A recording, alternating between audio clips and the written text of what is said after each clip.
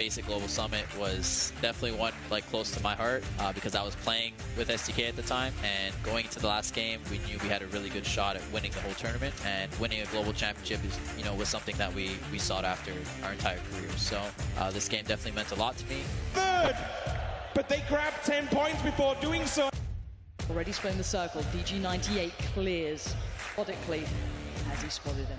There might be a scenario here where they literally just kill him. I think they might do. Sharky, he can't do it. It's DG98. And I'm pretty sure the Rangers might have just pushed themselves back into that first spot. The ending of PCS1 in NA was definitely one for the history books in PUBG. And it's something that I definitely always remember as a player. Reason being, going into the last game, STK was 12 points behind the leader in wildcard, and with one game left, they have to create at least 13 points, with wildcard getting 0 points to win the tournament. To start this game off, I think Shoot to Kill just really wanted to win the tournament, and they were ready to do whatever was necessary to do that. And you can see here, they hot drop wildcard at the very start, and they're really hunting to try and take them out and make sure they get the least amount of points possible, and hopefully 0 points. I think they do end up taking out one of wildcard, which is obviously really good for them. But after that, they kind of realize they can't chase them forever and have to play their own game and get their own points. At this point in time in the game, STK's got 11 kills, and they're up against S1 in a really, really tough push here. And I think this is where it gets really riveting for the audience to spectate. You can see Purdy going in with a nade. He gets knocked. I think it's only Luke last up for the team to clutch it out. They need at least 3 more points because Wildcard, I think, got 2 kills this game. So Luke ends up getting 1 knock. He's got the whole team on his back here. He gets the second knock, and he tries to get in to get the flushes because he knows he needs those 2 kills, but he dies from far. And the most insane thing that happens here is S1, the last of S1, does not go to res these 2 guys. So Luke ends up getting both the kills, and with the 1 placement point they got the exact amount of points they needed to tie Wildcard and win on the tiebreaker. To Luke 12, and they are tied, and STK will get the edge on kill points. Unbelievable, Cameron.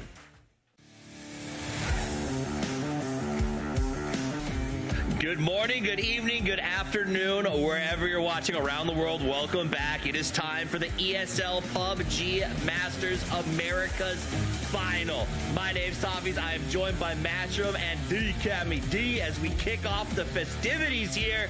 It's good to be back for some ESL action, Matchroom. Oh yeah, especially after how ridiculous last week was with the qualifiers. I mean, we just saw the highlights from them. There's a lot of teams that had expectations weren't met. That means the fact that this lobby is going to be nuts as we're bringing in Latin America, merging it in with North America, and the games are going to be killer. Here's Trog's chance. Yep. Trying to make the push while Mime is down. They've actually got 2 downs now as Kildemo will find Tickleton. 3v2 here. Troglodytas desperately trying to sprint over the top of the ridgeline to see if they can find any angle. The grenades are coming in, the spray and pray, but it's not going to find it. Shrimzy should get this res onto Mime in time. Close, though. And now Win has gone down. Necro has found him. Sonic's falling apart here. Shrimzy will find Kildemo. Doesn't matter. Troglodytas with the 7-kill win in game number 1. I'm all about rooting for the underdog, but this is going to be an incredibly difficult task. He's going to find one. DraftKings, can he find another, Poro? Well, we'd love to be able to get that flush, but Flood not going to give it to him there. Now Stakers has been spotted out. DraftKings, dangerous man with that gun in his hand, and he's not going to find any knocks. He'll eventually go down. There you go. United gets the 2nd win of today with 8 kills on Everest. And they might end up with 20 at the rate this thing is going. They're going to find Hooligan. They're going to find Tater. That's gross. 17 away kills. from the cliff. 17 kills in the bag already for E United. 8 for Rello himself. I think he saw them. Oh God, he's trapped. Well, we spotted him out. Now he spotted him. Okay. Now he's in a little bit more trouble. He's got to play this hill. Yep, this ridge is this is it. He's got to go for it here. Here come the flashbangs. Progression of flashbangs immediately comes through. Nice try from DraftKings, but in the end, it's going to be another win for United as they collect, what is it, 17 kills? 18 kills. It is an absolute smoke mess right now in the center of the zone, and everybody is spraying and praying, hoping they can find someone. United got a little bit too close for comfort, though. Falls just too easy, takes them out. 3 players still standing for them. 1 for Yahoo, 1 for Fiumba, 1 for Sonics. The circle is tiny. The smoke is thick. And Shrimzy has a shotgun. Is it going to be enough? Just too easy. Two standing. Shrimzy spots one. Can he spot the other? He doesn't. It's going to be the zone that takes him out. Oh, What? It works. 4 kills, but Sonic somehow wins this. Okay. Here we go. Okay, we gotta run this back. All right. How did This was go to crazy Kid? close, That's who you gotta yeah. keep your eyes on. But how close can you possibly get here? Shrimzy taking some blue damage there. He does, I think he spots it. It's Coda Kid that we got to keep an eye on. Coda Kid, yeah, So he Coda takes Kid 1 tick. He takes not another tick. Flushes mine. Oh, it's the he got him a headshot. Oh my goodness. Right before the last tick of That was blue to crazy. Shrimzy. Just like that, 2 instant knocks from TA gives Benya a little bit of time to work with. He's going to get Shitboy, but immediately gets traded out. So it's a 2v1, I believe. Yeah, Tater, no, 2v2. As Palix is going to, oh no, Palix loses the 1v1 against Shitboy, and there you go, Yaho. Get that elusive first victory. The high ground, because as you called it, that vulnerability towards Fiumba, who've just spread their attention wide down nice grenade. on the low ground. But there you go. Snaker's finding an opening knock onto RDS. Kickstart waiting for the call to make the run right as a teammate moves. Looks like a 2v2, a full push down the hill. And when FPS finds one, finds two, Kickstart and Flood both fall. There's nowhere left to go. E United eliminated. We're not going to get it, though, as DraftKings strikes back. Sparking now very low. nade. Is T8 not going down without a fight? What a nade from Palix. As T8, they are having a dream weekend so far. I love this from Big Bang Boom. The offensive smokes. They are just dropping smokes right on top of Young King's head. They're saying you have to come through the smokes to peek us. And there you go, right on. Okay, Psycho gonna find a nice little angle on the sharp shot, gets the knock right there, and that's gonna open the door. RDS gonna hop the fence, try to send it back over. Keenan there, and now Roth gonna have to escape into the smokes. He's gonna get one. Gonna get the flush, get another point. As the other two pushing through, there you go. Young Kings will clutch it out.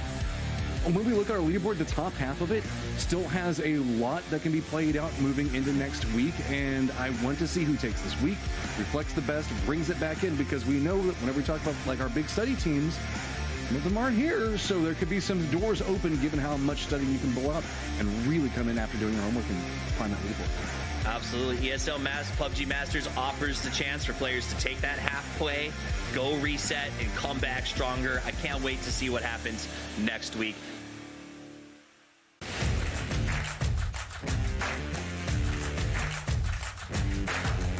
Just a little bit about where they want to go. They'll step down for a little bit. Looks like Yaho has found a tenuous spot.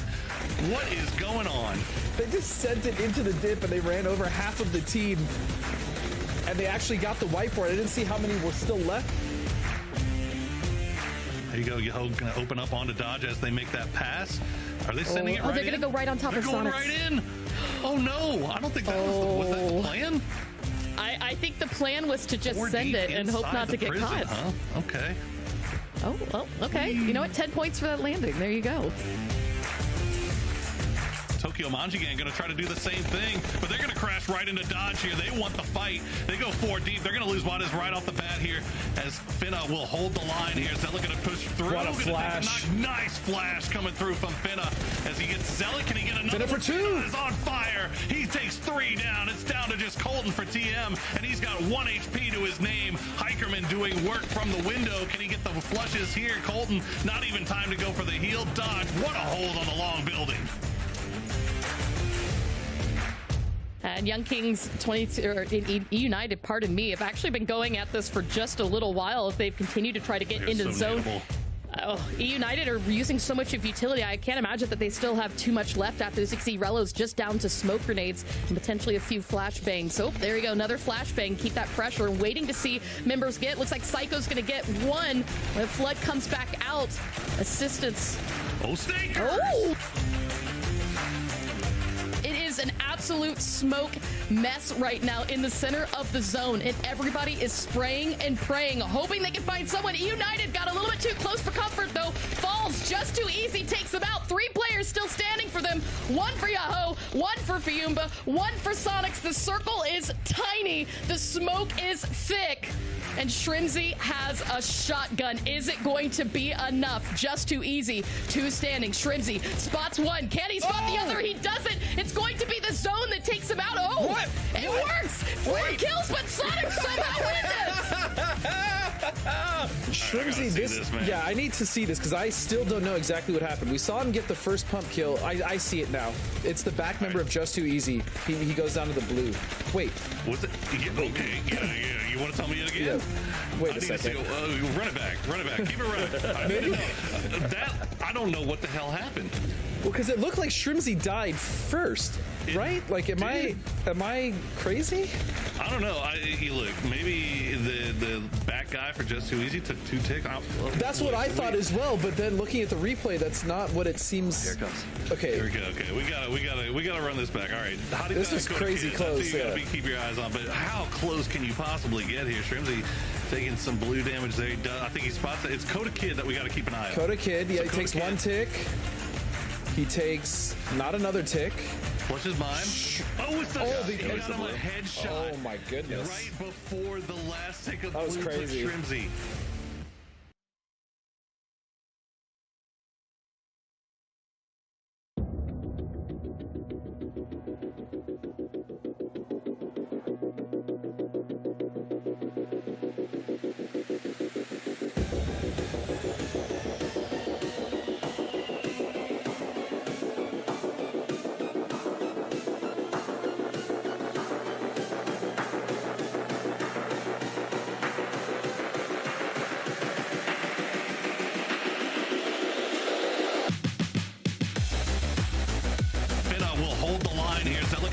What a flash. Nice flash coming through from Finna as he gets Zelly. Can he get another? Finna for 2. Is on fire.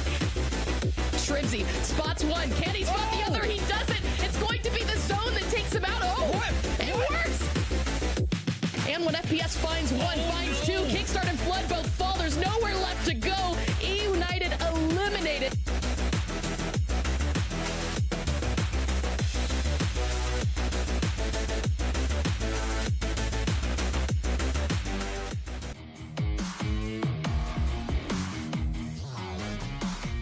Welcome to another weekend of awesome PUBG action. We are running right now through our grand finals weekend for ESL Masters number 2 for this year. I am Matchroom, joined by KMD and Godspeed.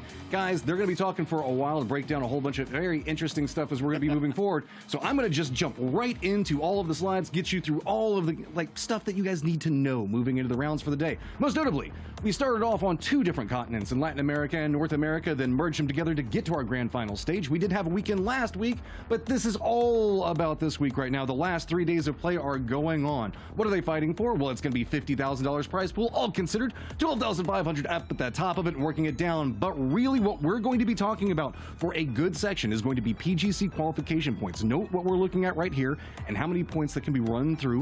And now we're going to take a quick look to see where everybody's presently at. Because the topic of conversation as we're going to be working through this opening section is to see, okay, where is everybody at and where's the potential for PGC points going to lie in the future from this, as there are so many different things to talk about. Even the players have their own insights on what they need to accomplish to make sure that they can make the PGC. Let's take a listen in. Yeah, the story so far for us has been like the first 3 games, it's like we're warming up. And then the last 2 games is where we've gotten all our points, all 3 days so far. Normally as a team, we have a second better half of the tournament. So if we pop off like United did in the first day, I think we can win this thing. But really going into this weekend, I think even though United has a 40-point lead, I still believe we can go into this weekend and win the tournament.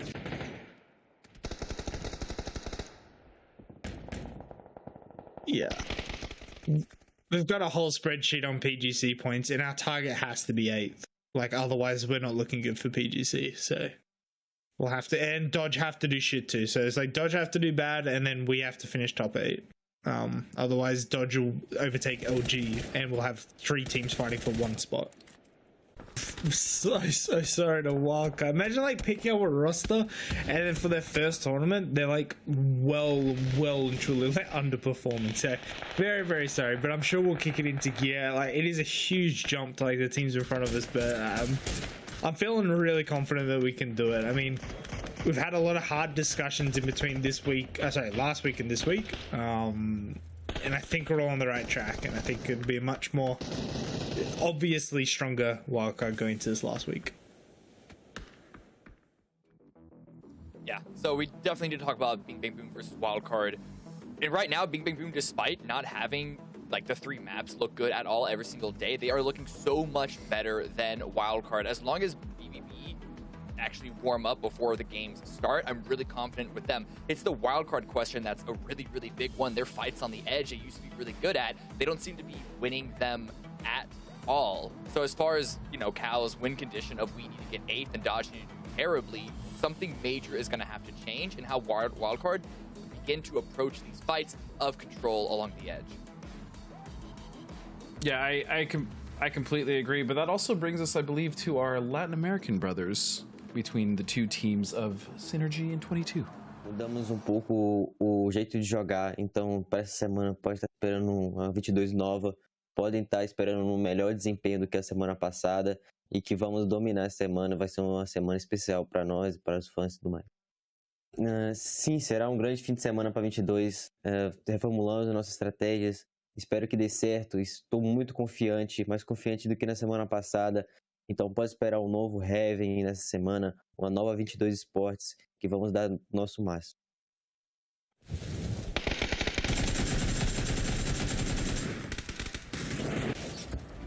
I mean, 22, Cammy, it's been rough sledding.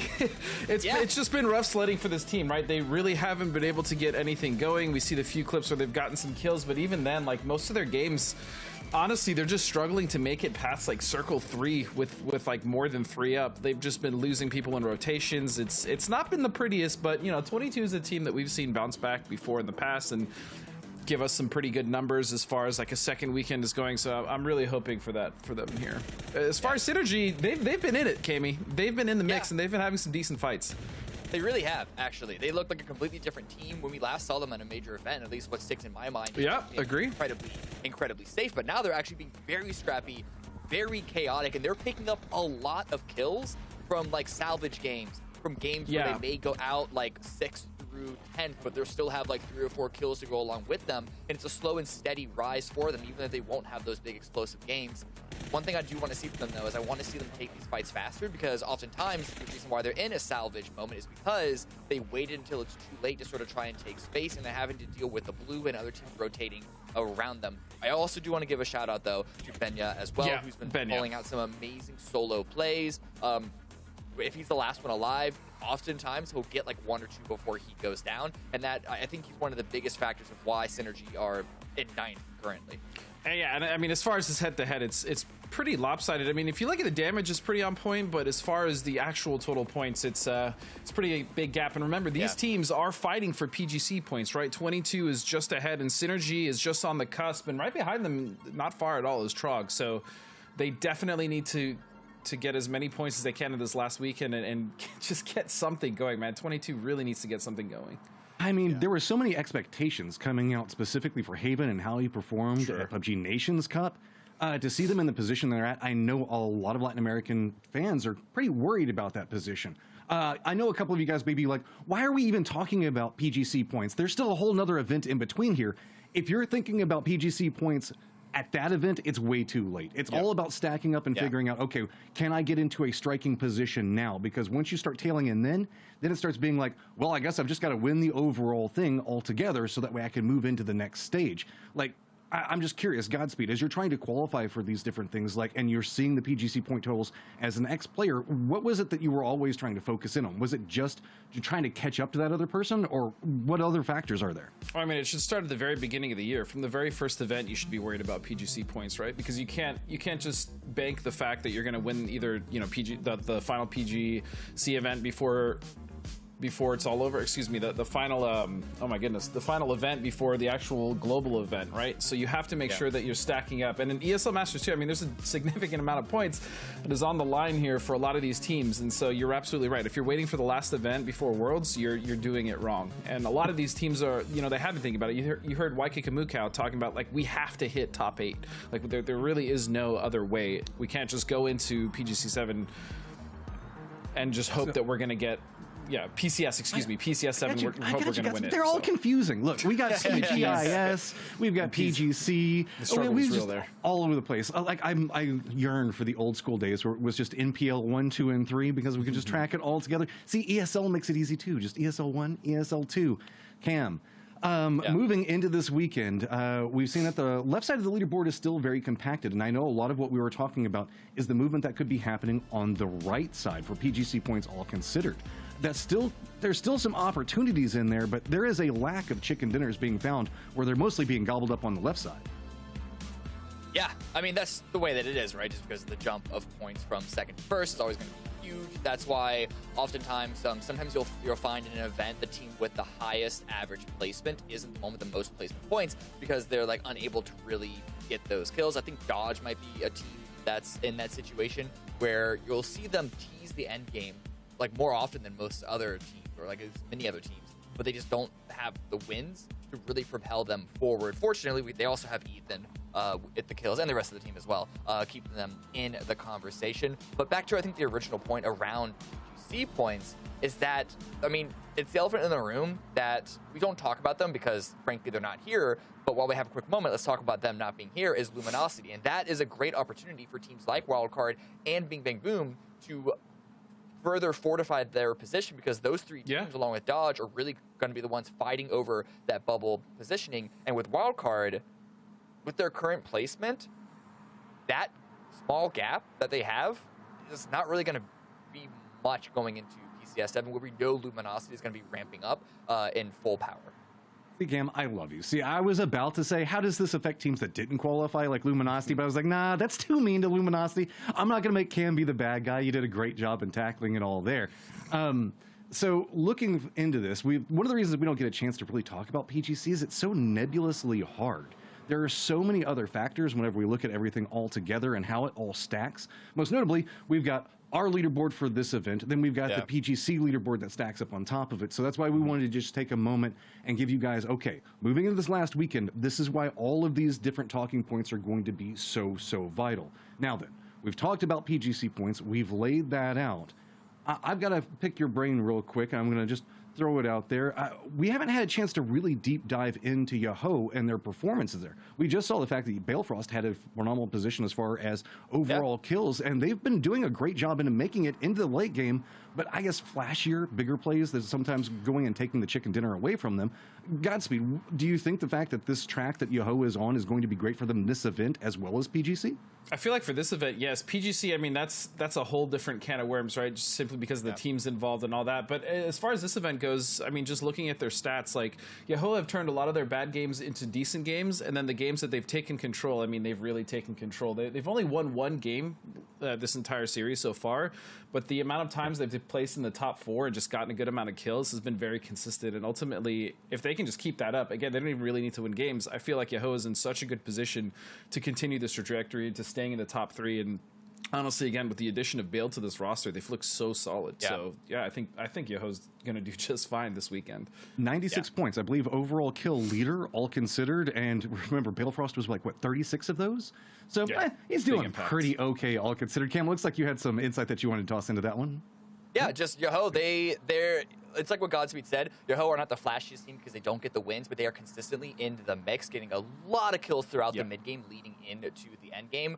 It means that they're gonna have to stay consistent because they won't have those 10 pole rounds like United's 18 kill win, but they haven't shown any signs of slowing down.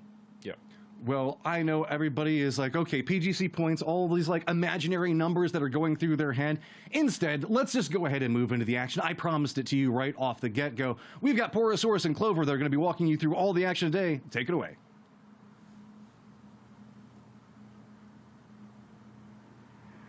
Hey, how's it going? Thank you very much, Matcham and the boys on the desk. I am Porosaurus. Joining me once again is Clover, and as the guys mentioned, Clover, there are, I mean, there's a million different little storylines that we could be following this whole weekend. Yeah, I mean, they pointed out already the closeness in the race with Latin America before we even get to PCS 7, and obviously the mirroring of storylines like we saw last year when we were at this point in the summer, very, very close to the end of the year in PGC points, and teams are starting to miss events. Even an event as seemingly, I don't want to say small because ESL is huge, but you know, the points are not as big, obviously, as the PCS events, but it's still enough. And we saw that closeness caused Dodge last year. So, you know, if you're looking at teams that are in the chase, every big placement for this event happens, and it also means it's going to make things a little bit easier going into PCS 7, especially if they're not guaranteed a slot to participate in PCS 7. Yeah, and you also have to worry about, no pun intended, but the wild card teams that we maybe weren't even expecting to perform as well. Tactical 8. I mean, obviously the guys at the beginning of the show had to talk about all the big news of the day, but Tactical 8 has been kind of a sweetheart of ESL2 here so far. You know, and they've been so consistent all the way throughout, and it's interesting. It's going to be interesting to watch teams like that and what they do here in week 2 and how that impacts these teams that are on the chase, like teams that had a bad week 1 like Wildcard that needed to try to catch up, or 22 who we're looking at right now. Yeah, 22 currently in the lead for PGC points as the dust did kind of go over. But right now in this event, you've got Fiumba, right? Fiumba, who I know everybody isn't really talking about because this is their first event, so this is going to be their first points on the board. But right now they're in 6th place, and if they could climb even up to 5th or 4th, they're only 2 points out of 5th. That's a significant chunk of points, and then a great performance at PCS 7 could make them the LATAM wildcard team and come in and snake that position out from under 22. Yeah, it's been really interesting to watch Fiumba. I mean, they've I believe they've got 1 win, right? But they've been playing. Man, doing my review, looking at them and looking at TAC 8, it was like watching a mirror. Like they are playing very, very similar play styles, playing from edge very early on, not going for center. The edge of our circle has been remarkably open, which I think has helped TAC 8, help Fiumba out a lot because they're able to do these late rotations, come in and kind of just play on the edge, avoid all that early fighting, avoid any early confrontations, and just kind of bide their time until the late game, keeping 4 up, and it's worked a charm for them at least through week 1. Now the question is that going to remain the same here week 2? Are they going to find that same kind of freedom that they had in week 1 on the edge to kind of work around? I don't know. It's really tough to kind of find that you know, kind of halfway between good IGLing and a little bit of luck on your side. Well, yeah, and you know, it's interesting too that you bring up TAC 8 and Fiumba, because another stat that I also noticed is that not only are they up in the top 5 for placement points, but also total average points per game. So that's placement and kills combined. That they've really been looking for those scoring opportunities. We're following Tater, and some of his in-game finishes really come to mind. He finds himself a really great place to vanguard for his team when we get to those final fights. You know, top 4 up, and we've seen some of that from Fiumba as well. They are also the highest kill scoring team out of the Latin American region right now. But you know, it's like you say, we've only seen 1 week performance. We need to see a second either repeat or even greater performance for some of these teams. So you can even see right now just a little early fighting. Dodge, this has always been my notice. Dodge always seems to get shot at in phase 1, whether it's their own doing or just these really close rotations they take to teams. Well, they do try to go for high prio compounds. And if they get there a bit late, you know, caution be damned. They're still going to try to see if it's open and see what they can get out of it. And at least so far it's been having a little bit of success. Hello, my bad. Meanwhile, he's rolling up here. He knows he's not alone either. And he's getting shot from range as he's going to get some defense from his teammates off in the distance. Hello, my bad, though, knocked very, very low. He's going to have to go down. Nice. Finna will clean him up. But good protection from Colton. We'll trade that back. And now Colton's going to get a second. Nice. I mean, Colton was very quick to support. You can see back in the vehicle and trying to get a better angle now. Ethan is still in the area behind this, so I think the priority right now is trying to get the res, but Finna was able to get that flush onto Hello, my bad. Now Colton back indoors. Make sure it is not overly exposed right now to the last few members of Dodge that are up. You can see here comes the rest of Tokyo, Manji Gang, Zealot, and Wada is also here for support. Jumping over the fence, underhand grenade. Don't quite have the angle on him yet. Oh, he's got to have seen Zealot. Colton. I don't think he saw him. Nicely done, Juarez. There you go. Good job. Gets in there. He's gonna, he'll finish off Gats. He'll finish off Hikerman. And they do get the knock on a Finna. It's all down to Ethan on the hills, and it looks like he's just running for those same hills and just trying to survive a little bit longer as a solo for Dodge. But that is good good stuff from Tokyo Manji Gang. They kind of got caught out a little bit with Hello My Bad pulling onto this compound. They looked like they were going for a 2-2 split. The Northern 2 were already gone and away, but they immediately turn on that thing and it kind of oh, look at that. They're even going to find Ethan as Dodge goes down. Good news for Wildcard especially. Oh yeah, and also, I mean, good news for TMG. This was a team that came through the group stages with so much momentum and a lot of expectations. Oh, yeah. And we do typically see this sometimes. A team that can perform really well before we get to the grand finals struggle once we get into this lobby for various factors. And obviously, of course, the meta changes from our regional lobbies to the combined lobbies once we bring in both sub-regions, Latin America and North America, playing together. But that said, shake off one bad week. There's plenty of opportunities this week to play catch-up. 15 matches left for those teams to make up for some missed opportunities. And talking about opportunities, TMG is just finding everybody right now. Well, they may want to be a little bit careful around the Sonics, as the Sonics have pretty much had their number all week one. But again, TMG, they don't get where they are by avoiding fights. So Sonic's pulling in a little bit late. They're going to take a little bit of withering fire. That's about it. I think they should be, for the most part, okay. They'll find a nice little spot to play here. Take a few shots already with Mime.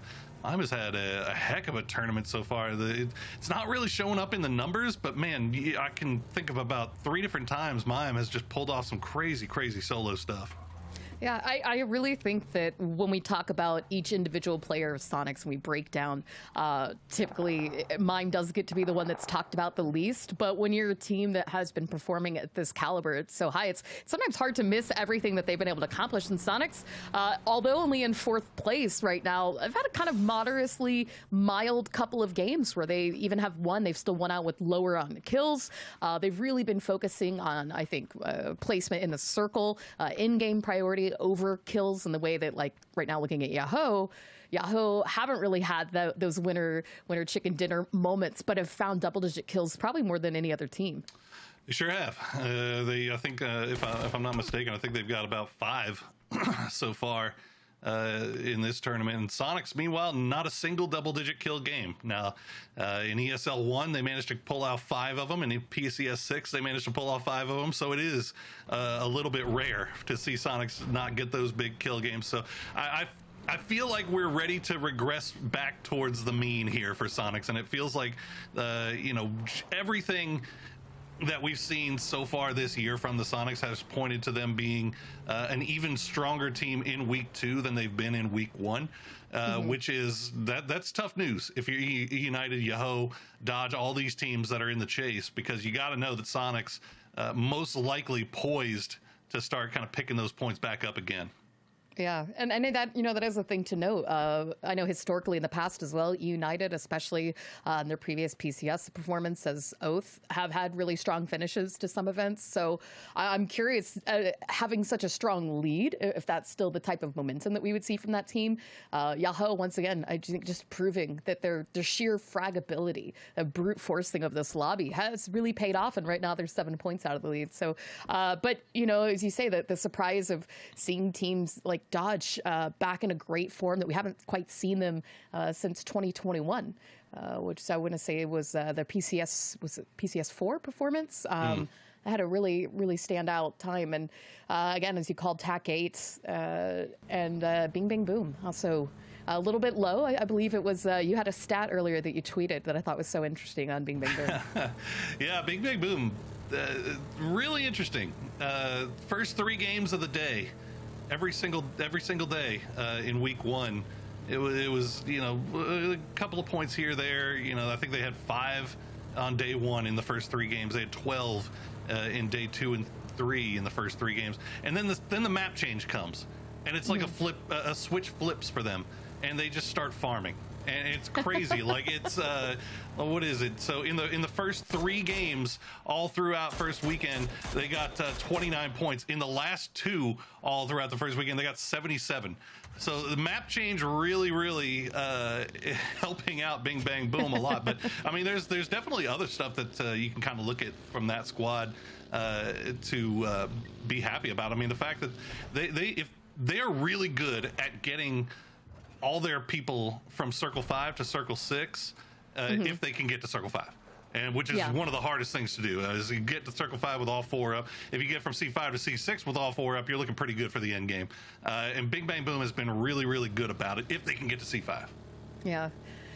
Something to note real quick, the circle has shifted north. We've got Oasis still into play. Now, keeping in mind for those watching at home, this is still the classic Oasis. The Miramar update has not yet moved its way to Esports. So for those of you who are wondering why... You know, I like this. I wish they would just take the old Oasis and just shove it in a corner somewhere, because I still like it, you know. I mean, I understand the need for the change. I do. I don't. I loved old Oasis. I mean, I like, I'll tell you, I like taking away the unplayable terrain. That's what I like. Everything else, no. I like the old compounds, but that's me. I mean, it's all opinion, right? Yeah. Checking in with TAC 8, one of the things, I mean, we talked about it earlier, they've been really, really good at avoiding early game fights and kind of just either holding strong and keeping people from wanting to push them, or just avoiding it altogether. So we'll see if they can do that now that Troglodytes is coming up right underneath their doorstep. You can see 22 still holding on strong. They've got actually a nice little spot here that they've been sitting in for a while, and that's 22 hadn't gotten to do that much this week, or this tournament. Oh, did Bing Bang? Okay, Bing Bang Boom circled around this compound earlier on. Benya was taking shots, and actually him and Silzen left, and just as that happened, Bing Bang Boom just completely took the push here. Pippo's already been knocked down, and it looks like Danit is just going to leave them behind. So Synergy down a player and have given up their compound position to Bing Bang Boom. This is not even in the zone, Poro. Yeah, it's out of circle. I mean, it is. I think they were kind of starting to think about rotating. Bing Bang Boom got the knock, and then immediately he's like, oh, that's a free point. I mean, there's no way that they're going to sit around and wait. I mean, they probably saw the first 2 leave and got a knock on the last 2, and they're like, okay, yeah, that's pretty free. So good stuff from Bing Bang Boom, reading the situation. Now they've got to start worrying about where they're going to play out now, as they have to make their way off north. They're taking a few shots from Sonics at range here. Synergy down to 3, working just off to the east of water treatment. They've got Yaho. Nice little spread from Yaho on the north side here. And Young Kings, look at this wrap. Only team all the way up north. You know, I like this, though, and I think that we've seen this more and more from some of those teams to take that really wide rotation. Not often do we see it from Cobb going east. Oftentimes it's usually Torre coming around west for that position, but that does also open a lot of things up. Now, if this hard shifts north, that's going to put Young Kings in a really great position, potentially for the late game. We've seen circles end on this hill just south of Oasis before.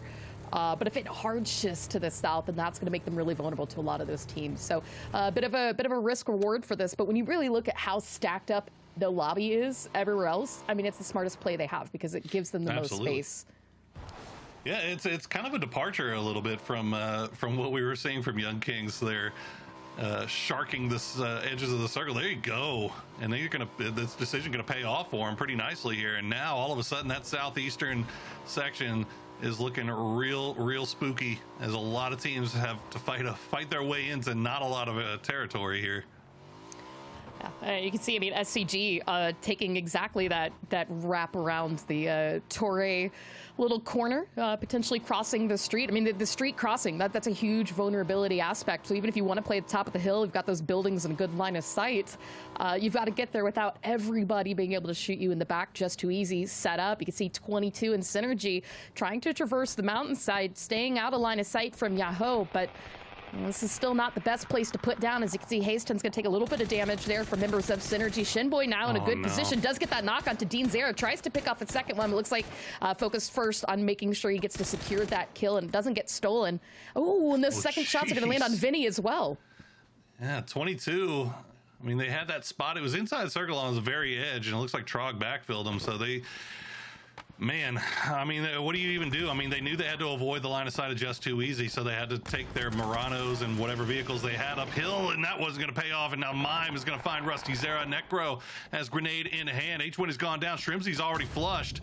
They might be able to salvage H-Win if they can get the knock here onto Necro. He's doing a good job of ducking and dodging. And look at TAC 8, boy, they are just right over the top here, ready to pick off any points that might reveal themselves. Not overcommitting just yet, though.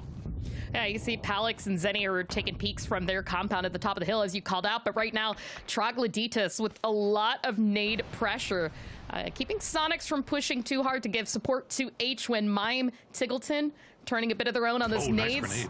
Oh, this, I mean, just the protection that Troglodytes have on this right now. The big thing also helping him out is that TAC-8 can't get line of sight. But as I say that, Tokyo Manji Gang from all the way across actually did get a knock.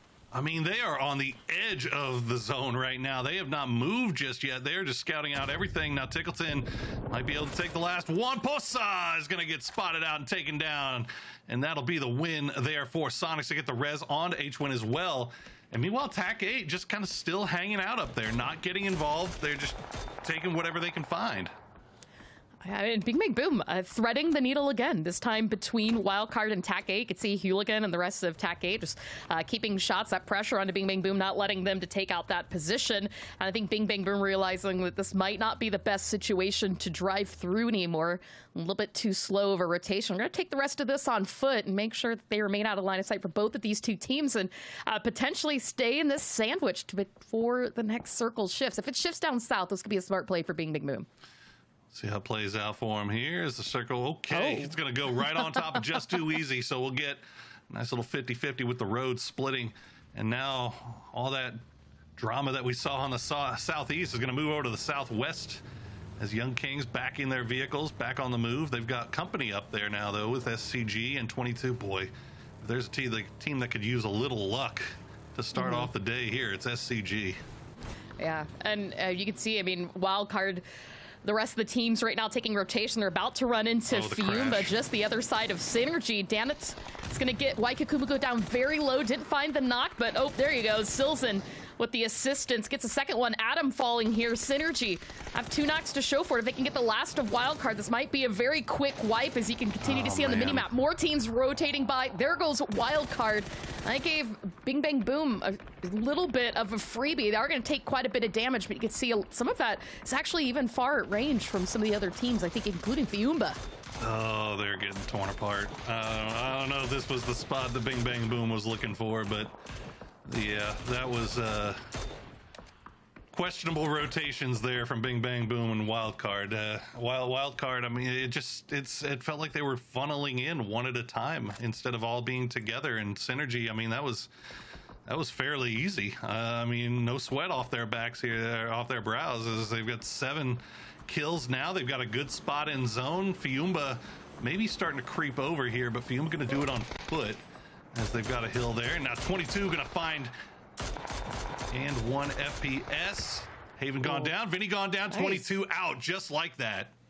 I mean, it's all a cleanup there for Young Kings. SCG had been slowly creeping onto this position as both teams continue to vie for that high ground north of the road, but of the 11 teams, there are other 9 still stacked to the south. So one more hard shift, especially if it holds on to the south, is going to make things even more chaotic. TMG not yet in the zone. Sonics and TAC-8 are really vying for that position. And you can see right now, Synergy was setting up for Fiumba, who had just come outside. So still so much chaos right now for teams trying to make sure that they've got their foothold in this next circle. Tokyo Manji Gang getting caught right on the edge there. Looks like Colton will survive, at least for now, so they'll keep 1 up. As Sonics, after winning that fight against Troglodytes, it's been pretty smooth sailing since then. 3 kills for Tiggleton so far, which is great news for Sonics. They definitely needed him to kind of start picking up the pace. An uncharacteristically slow first weekend for Tig, but fortunately for them, H-Win was more than up to the task of filling. And we'll see if Tig can start picking things up again here. Is Capitan going to get spotted out by Benya? Well, again, this Fiumba trying to set up around Synergy's compounds. As you say, 1 at a time funneling in. That's allowing all 4 members of Synergy to kind of lock their sights on anybody who tries to challenge that position. The circle is going to change again, still favoring Just Too Easy's compound. And now, as we can see on the minimap, that means that this tension that's been building between Young Kings and SCG is going to have to wrap up pretty quickly. Extreme does have an anchor inside the next zone. But, you know, SCG don't want to turn their back just yet until they know they've got Young Kings pinned down. And wouldn't you know it, we haven't even gotten a chance to say it just yet, but right dead center in the circle, right next to Just Too Easy, is E United. 4 up. They've got a compound inside the circle, sharing a little bit of space there with J2E. Is Silzen going to get spotted out by Rybo XD? Is the push coming in from Fiumba? Rybo will go down to Danny, as Danny has got about a sliver of health left. Benya working through the smoke clouds. They've got time to play this out here. They've got to be careful, though. He's going to spot him. Oh, Good Emmy. stuff from Emmy. Nicely spotted, and it's down to just Danny, as he will get the heal off. But he's got a nice, all he's got really left to play around is smoke. And the best part about this fight that's happening as well is that Young Kings haven't really had the opportunity to peek over this. I think they're still being a little bit cautious of SCG that's across the hill. So Fiumba right now have protection, but this fence is not protected from the teams to the north. So the longer that this fight takes up, and as you can see, is also not protected from TAC 8, who have been spotting them. That's it for Synergy. It looks like as Dan at W was taken out. And now you can see Fiumba have a little bit of breathing room, but they've got to move quickly. Really well played there by Draft King. Push Palix back and then immediately turn the attention over to Danny. So Fiumba now 3 up as Piggleton gonna get his 5th there, but he is all by himself. He needs to lay the smoke wall down thick and try to go for these reses as Sonics backs up against the wall here. Each one will bleed out, but Big might be able to get the res onto the shotgun riders. T8 actually gonna make a push here. Might distract E United just long enough. And Yahoo's using what's left of this ridge line to give him a bit of protection. That shack just in front of Punich might be the best play that Sonics have right now. It is inside the next circle and provides a bit of coverage, but you can see Yahoo's just continuing to lay into them right now. Just Punich not quite connecting with the Mini 14. And here you go. You can hear some shots back out. It's actually just too easy. It's going to land one of those. Oh no, and there you go. Oh. That's gonna do it. A combination as Mimes Molotov. He had it in hand. He was ready to clear out that shack just in case anybody was in it. But it ends up being the cause of his own destruction. As we see TAC 8, they did a full send right into that little compound, and they've managed to keep 4 up, survive here. They're not looking too great, but they're alive. Okay, Tater will get spotted out by Spark, and as Yahoo is they're just free farming over there on that eastern side. Yeah, this is the only issue. Like right now we're watching Young Kings, the picture-in-picture. You can see the shots coming out from Yahoo. They've been able to just, as you called it, free farming. But coming down from these positions now as the circle's going to pull away not only from Young Kings, but also Yahoo. It now leaves that vulnerability. There's so much open space for the teams coming down the hill, and also for Yahoo, who've got to cross the street in full line of sight of E United, who's been moderately quiet for much of this game. I'm real interested as to what the play is for Yahoo here. They've got 3 deep in the Bronco. They've got Punich kind of scouting things out right off the bat, just letting them know where the crash spot might be. They're going to come down. Oh, keep it upright. There we go. Okay. They'll pick up Punich. And this might be just a full crash onto E United. They're going to stop down, at least for now, and see if they can maybe get a knock, maybe open up some kind of door. But E United's not giving them anything. Yeah, they've just completely locked themselves in the backside of that warehouse, out of line of sight. And also talking about locking down, Young Kings have been watching Rebo and DraftKing at this crate for quite some time. I think the rotation idea was to come down this way, but they had to take care of Fiumba first. Meanwhile, down below, Yahoo full sending it, trying to take over the shack that did not work out for Sonics. Are going to get Punich knocked down, but looks like a rescue mission might still be underway. Oh, look at the aggression from TAC 8. They've sent guys out to try to see if they can take out Young Kings here. Perfectly timed once again for TAC 8. We've seen them do it all weekend long in the first weekend, and there you go. A combination of great work from Fiumba and Palix and Zenny, as somehow Rybo is still alive. Is he actually going to get the res? No way. I mean, I guess we say that, but it looks like TAC 8 doesn't have a line of sight on this. And yeah, and they had to pull back because Yahoo started pushing over. Oh man, what a series of events that works out in favor of Fiumba here. As TAC 8 will lose 2. Just Too Easy will take out what's left of Short Circuit Gaming as they try to make their way across the street. Just Too Easy again, also starting to flex out right at the most opportune time here. I mean, this is just interesting to see this 2-2 split this late in the game right now, phase 6, as they went, used that as an opportunity to take out what was less of SCG. You can see the shots into TAC 8 as well, and not quite in a position just yet to see Fiumba. We were just over the edge of that hill, or I say hill, I mean, you can kind of see a bit of the curve there from Sparking's point of view, but that just leaves Rybo and DraftKings out of the line of sight. So Rez came out, but now Yahoo with 6 kills himself, try to add an extra 2. As they're going to make this really hard for Fiumba. Don't have a lot of options on where to go from this position. I mean, this is turning into classic Yahoo, isn't it? I mean, they just kind of flex out there using the terrain to their ability. They're trying to take all the fights. They're forcing people up against the wall. They're not sitting back and waiting. Rather, they're just kind of exerting their own influence over the entire lobby. Now, that being said, the converse to that is E United, who just have this great compound that the warehouse that they have to kind of sit in here.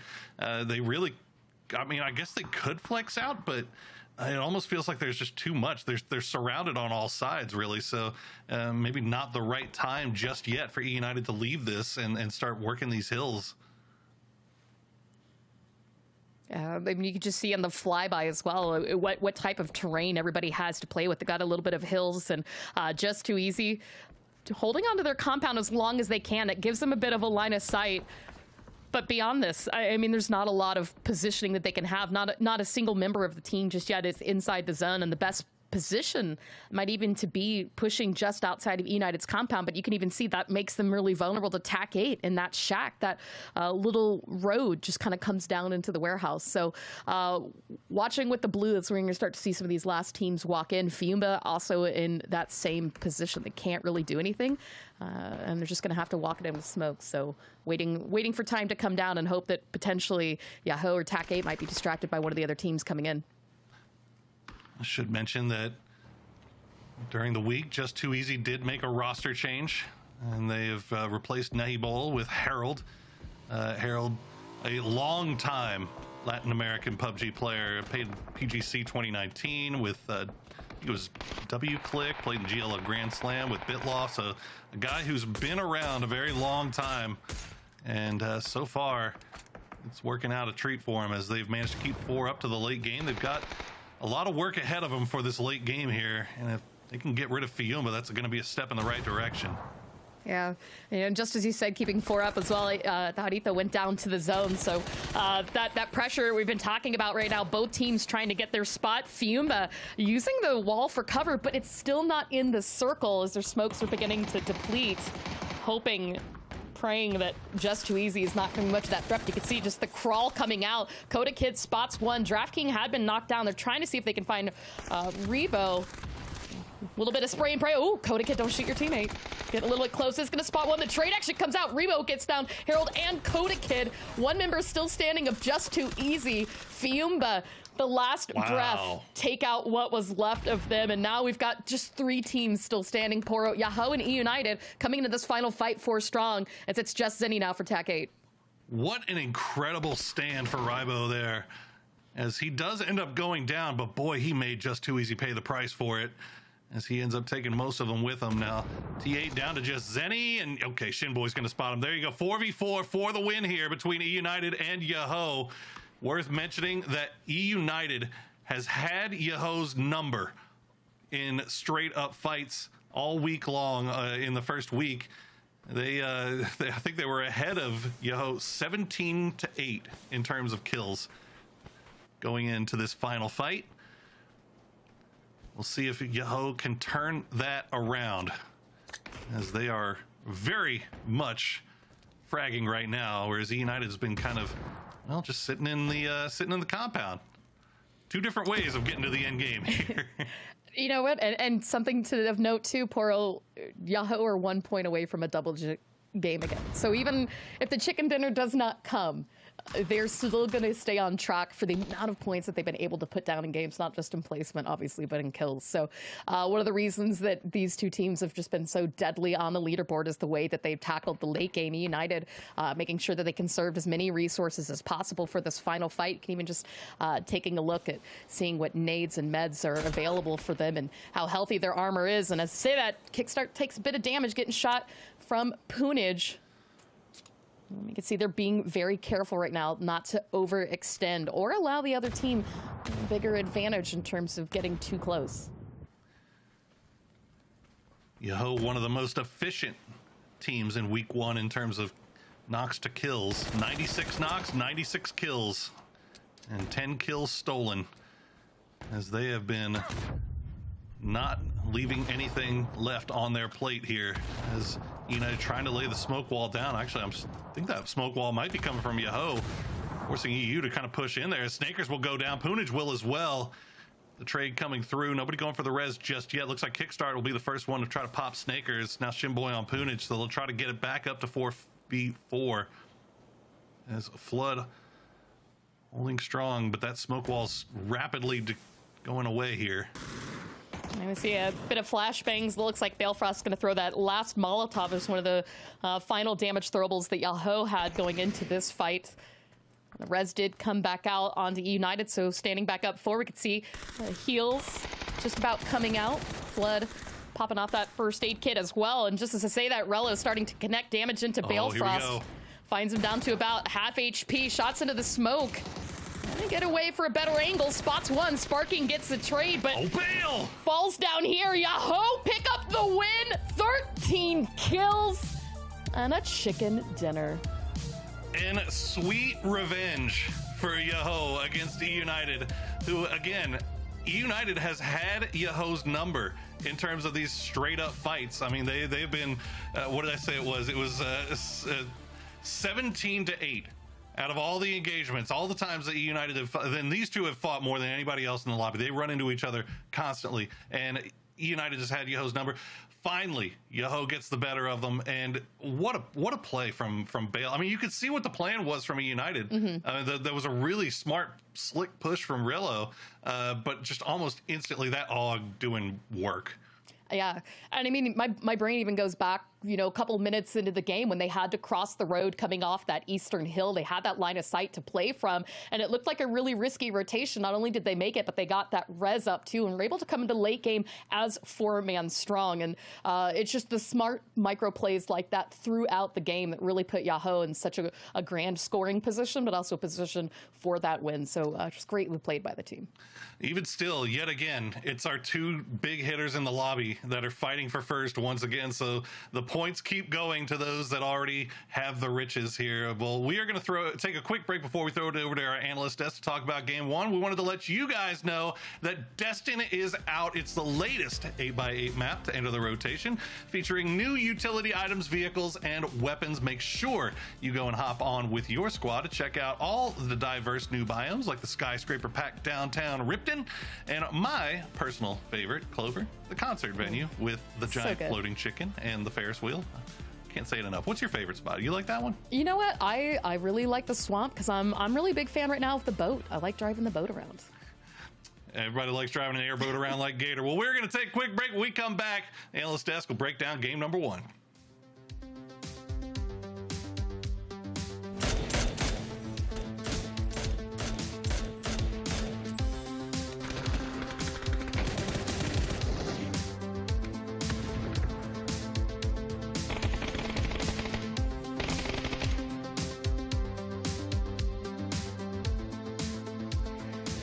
Welcome to Destin, where technology expands your horizons.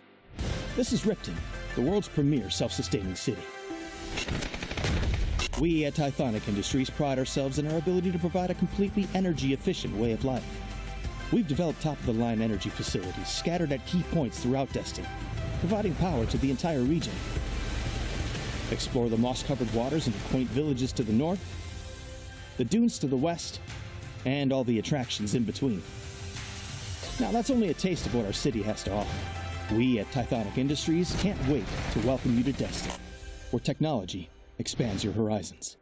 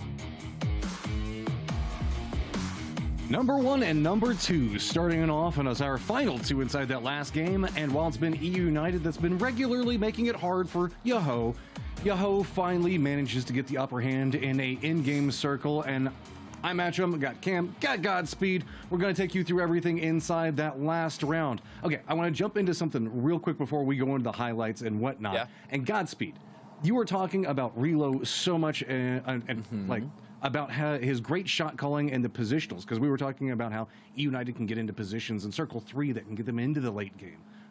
Can you expand on that for just a second more for everybody else? I mean, yeah. Well, first of all, like Relo obviously has 3 amazing teammates that I'm sure feed him a lot of information. But at the end of the day, he's the one making those decisions. And I mean, it's very rare that I feel like United makes a decision that it's like a bad decision as far as a rotation or like a positional, like taking something, right? Like, it's really hard to nitpick that team because of how smart they are and how well that they rotate, and they understand like the early game circle kind of rotation. So I mean, and a lot of that is on Relo's back, and he just kind of doesn't miss, man. Kid's really good.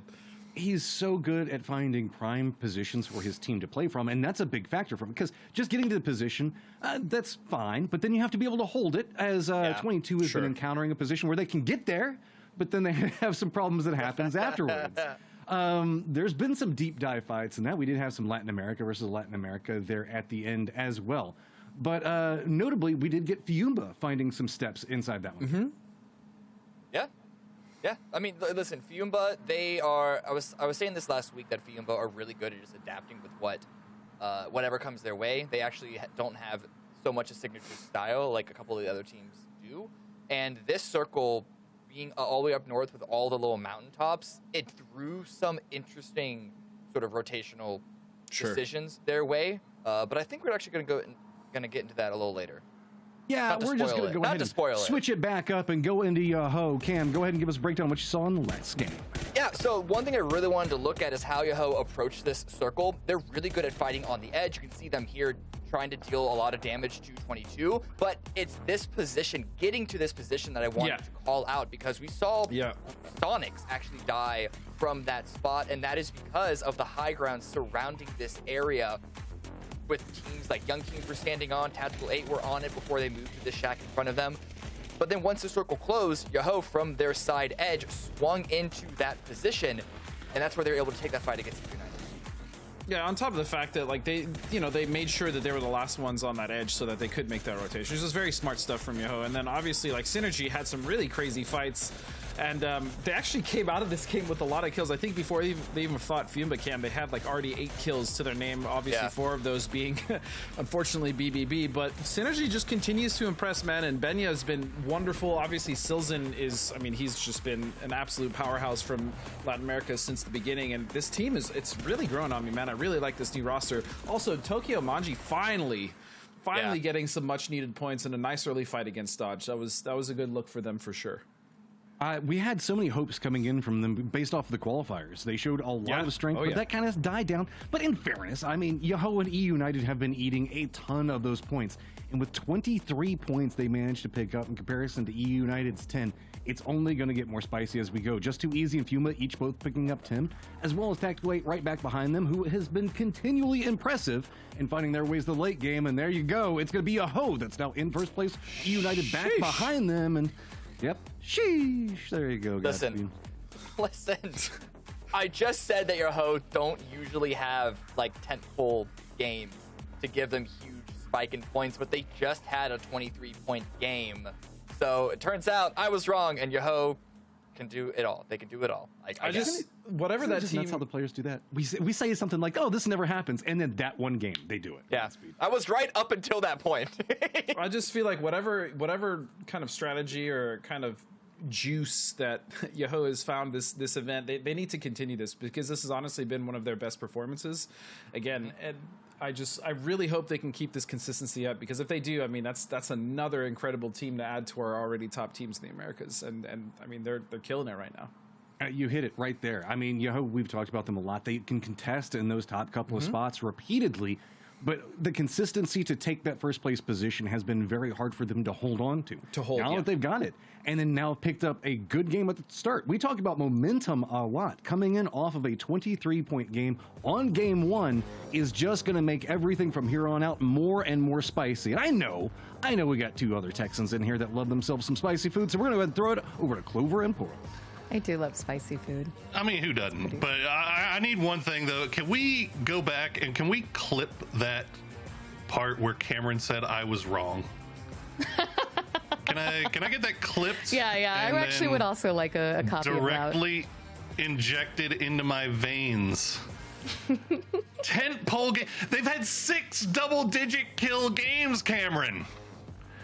What raises your tent? That raises my tent. I'll just tell you right now. 6 double-digit kill games. That's a tent raiser for sure. That's a tent raiser for me. I'll let you know. All fear the Gloucester Canary, Cameron. Well, too, I mean, even prior to this last match, I mean, they were the kill leaders. So you gotta look at the big picture, guys. I know he's leaving me now. Back, and he's just being a good guy. I'm waiting for. Listen. What do you got? It's like that placement point that will always swing a lot of teams up there and have like big spikes in point grab. Yoho are one of the better ones that have it look significantly more even than a lot of other teams, and that's because they can get a lot of kills round by round by round by round by round. Their kill to placement ratio is a lot heavier. Okay, we're gonna go ahead and step away before Cam loses his mind. This is a semantic argument, and I don't want a part of it at all. Okay, yeah, you can't break it up. Me, we'll go man. back into the green room. You guys have fun with the game. We'll see you in a few. This popcorn is delicious, by the way. Yeah, well, thank you throw some my so way. much. Thank you so much, Desk. I appreciate you guys. And we are here in game number 2. It is I, Porosaurus. Joining me once again is Clover. And yeah, Yoho, Gloucester Canaries. They are a terrifying thing to behold, and particularly on Miramar, it seems. Well, and this circle, I mean, historically, we've seen these a couple of times now. Every single one of them has been a high-scoring game for Yahoo. In their drop situation, in a good spot to really farm a lot of kills, especially if they take those unpushable compounds. I'm already anticipating a double-digit scoring game. Just looking at the circle alone. Are we going to run it back to El Azahar and get another smoke? I feel like we've seen a lot of El Azahar. Yeah, more than normal. Yeah, because normally we get those the road just to the west. You know, I think Matchroom likes to call them the Death Valley. Yeah, the Death Valley. But or I think he also called it what's the name of the Death Star trench that they got to fly down to shoot to destroy the Death Star. See, I guess I always thought the Death Star trench was the road just to the south of Al-Zahar, like the windy one that kind of goes through the... See, Matt probably knows the exact name as well as the dimensions, because he's a nerd. And I'm a nerd in different ways. He knows the useful nerd information in situations like this. I know the non-useful information, like the Gloucester Canary thing. Yeah, I like that. I remember you had said that last week, and then I was trying to think what the bird was again, and I got it all sorts of wrong. So it's one of my favorite logos. The poorly drawn logos are the best logos. You think I really miss the Any Trolls in Chat logo. If we could get that one back too. I feel like Poonage is the kind of guy that would own a Gloucester Canary. You know, he looks like a bird owner. I don't know what that means, but just looking at him on interviews, I'm like, yeah, that's the kind of guy that owns a bird. Yeah. You are very much the mirror parent to your pet child. So. Yeah, that is true. I am a big, squishy, drooly mess of a dog. Sparky probably owns a pretty healthy... Sparky looks like he probably owns a pit bull, but it's like the sweetest, nicest pit bull you've ever seen in your life. Yeah, I could see that. or like just like a perfectly cut Doberman. Yeah, sorry, we're rambling, but here we go. You know, it's a slow early game, guys. It is Everybody's a slow still early making game, their way and into it the is just circle. because there was so much space that was unoccupied in this first circle. Teams now that we're about 4.5 minutes in are starting to wrap up their looting and moving in as center as possible. A lot of which were the teams that were already inside the circle when the circle popped, being Fiumba, 22, Yahoo already readjusting. They love playing this high ground to the west of Al-Zahar, right now doing it in a split. I think Balefrost is still south of the street, but if they can hold that corner for quite some time, especially as these circles shift, that's going to put them in a big scoring opportunity for a lot of teams that might rotate in or around that area. So that said, I mean, this Fiumba being this centered up pretty early is also, I think, going to be a good position for them.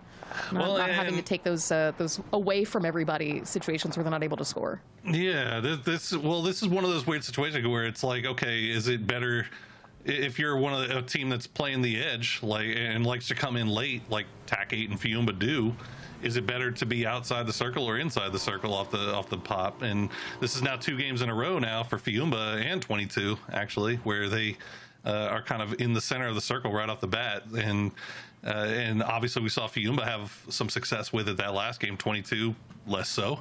But you know, I'm interested to see how Fiumba kind of changes up their game now that they're kind of playing in the center, and it looks like they're going to go with a moderate split, nothing too fancy, nothing too crazy, but still taking over some distance over they're still the northernmost team in the circle, which is crazy considering they're just north of El Azhar, so there's a lot of real estate available on the north side of this circle. It looks like that's actually where Wildcard might be headed.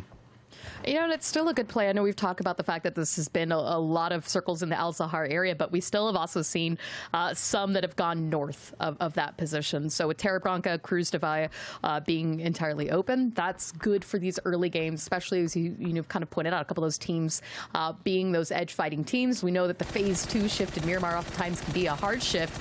Sonics position themselves early to get into this fight with Synergy, applying pressure. Mime looking for connection, but it's actually going to be United that's going to disrupt this a bit. Mime getting down to 14 HP, and so that's going to have to pull him back. And a cart flip.